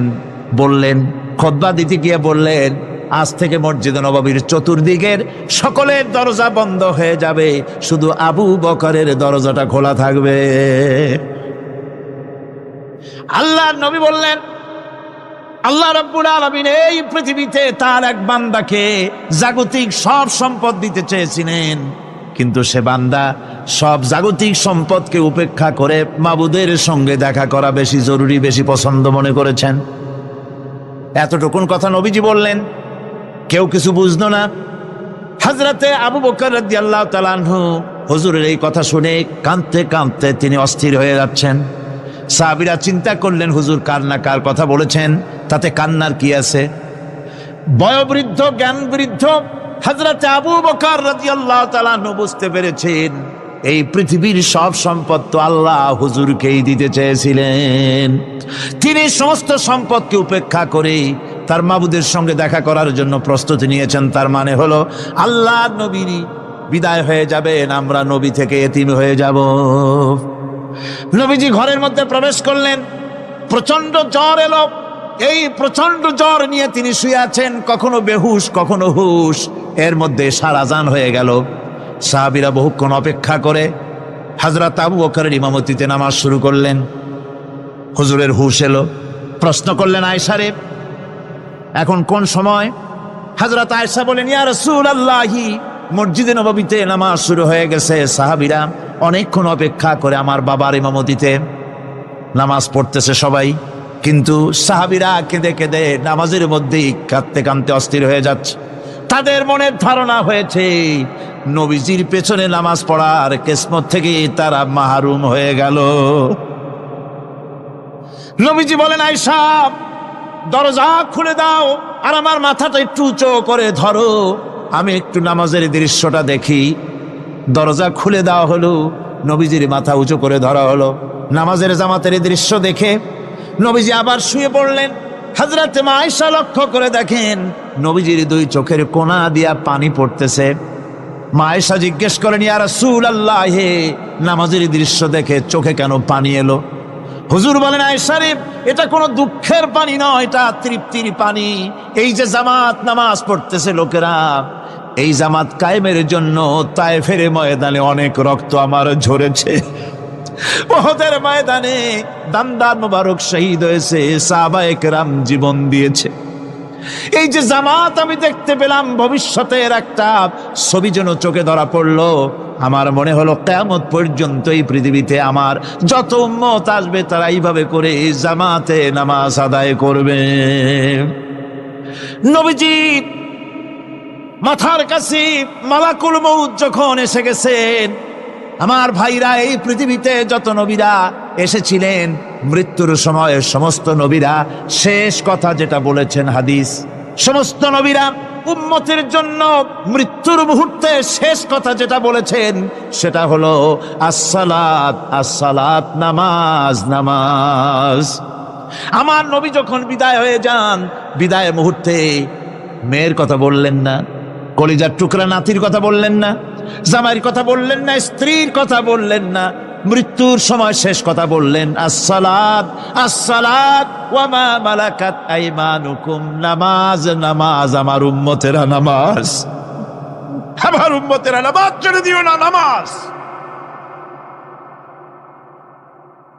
যেই নবী উম্মতের জন্য এত কাঁদলেন, নামাজের জন্য এত কথা বলে গেলেন, আল্লাহ রাব্বুল আলামিন নামাজের জন্য এত নির্দেশ করলেন, নবীজি ইন্তেকালের সময় নামাজের কথা বলে দিলেন, সেই মুসলমান আজ নামাজ আদায় করে না।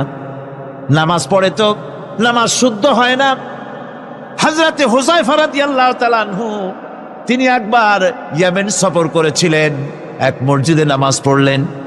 একজনকে তিনি নামাজ পড়তে দেখলেন, নামাজ পড়তে দেখে তিনি অপেক্ষা করলেন। লোকটার নামাজ হয়ে যাওয়ার পর তিনি প্রশ্ন করলেন, আল্লাহর বান্দা, তুমি কতদিন এরকমের নামাজ পড়তেছ? তিনি বললেন, প্রায় 40 বছর তো হবে আমি এরকম নামাজ পড়তেছি। হযরতে হুযায়ফা বলেন, তুমি কি আমারে চেনো? কয়, না, চিনি না। হযরত হুযায়ফা বললেন, আল্লাহর বান্দা শোনো, আমি হচ্ছি আল্লাহর নবী মুহাম্মদুর রাসূলুল্লাহ সাল্লাল্লাহু আলাইহি সাল্লামের সাহাবী হুযায়ফা। ও আল্লাহর বান্দা, তুমি যেভাবে নামাজ পড়েছ এইরকম যদি 40 বছর নামাজ পড়ে থাকো, আল্লাহর কসম করে বলি, নবীজি যে নামাজ শিখাইছেন তোমার সে নামাজ হয় নাই। রাসূলুল্লাহ নামাজ হয় নাই, নামাজ পড়লেই হবে না। রাসূলুল্লাহ বলেছেন সাল্লু কামা রাআইতুমুনি উসাল্লি, নামাজ পড়ো সেইভাবে যেভাবে আমারে পড়তে দেখো। বিশ্বাস করুন ভাইরা, নামাজ যদি না হয়, হরতাল করিয়া, মিছিল করিয়া, বিক্ষোভ করিয়া, যে কোনো আন্দোলন করে ইসলামকে বিজয়ী করা যাবে না যতক্ষণ পর্যন্ত নামাজ সহি না হবে। নামাজ হচ্ছে ফাউন্ডেশন, নামাজ নাই কিচ্ছু নাই। ঠুকঠাক করে 2টা সেজদা দিয়ে উঠে যাবেন, আপনার ইসলামী আন্দোলনের 4 পয়সার দাম নাই। নামাজ আগে, জিহাদের ময়দানেও নামাজ, যেখানে আছেন ওখানেই নামাজ পড়তে হবে, আর তা পড়তে হবে আদবের সাথে, মুহাব্বতের সাথে। আপনারা বিরক্ত হচ্ছেন না তো? অন্তত 1 তাসবিহ পরিমাণ তো বটেই। যদি তা না হয়, রুকুর থেকে দাঁড়ালেন, সেজদায় চলে গেলেন, ওয়াজিব তরক হলো, সেজদা দিলেন না, নামাজ ফাসেদ হয়ে গেল, নষ্ট হয়ে গেল নামাজ। এটা পাগলামি না, নামাজ সহিভাবে আদায় করতে হবে। নামাজ থেকে দাঁড়াবেন, রুকুর থেকে দাঁড়ায় গেলেন, বলবেন রব্বানা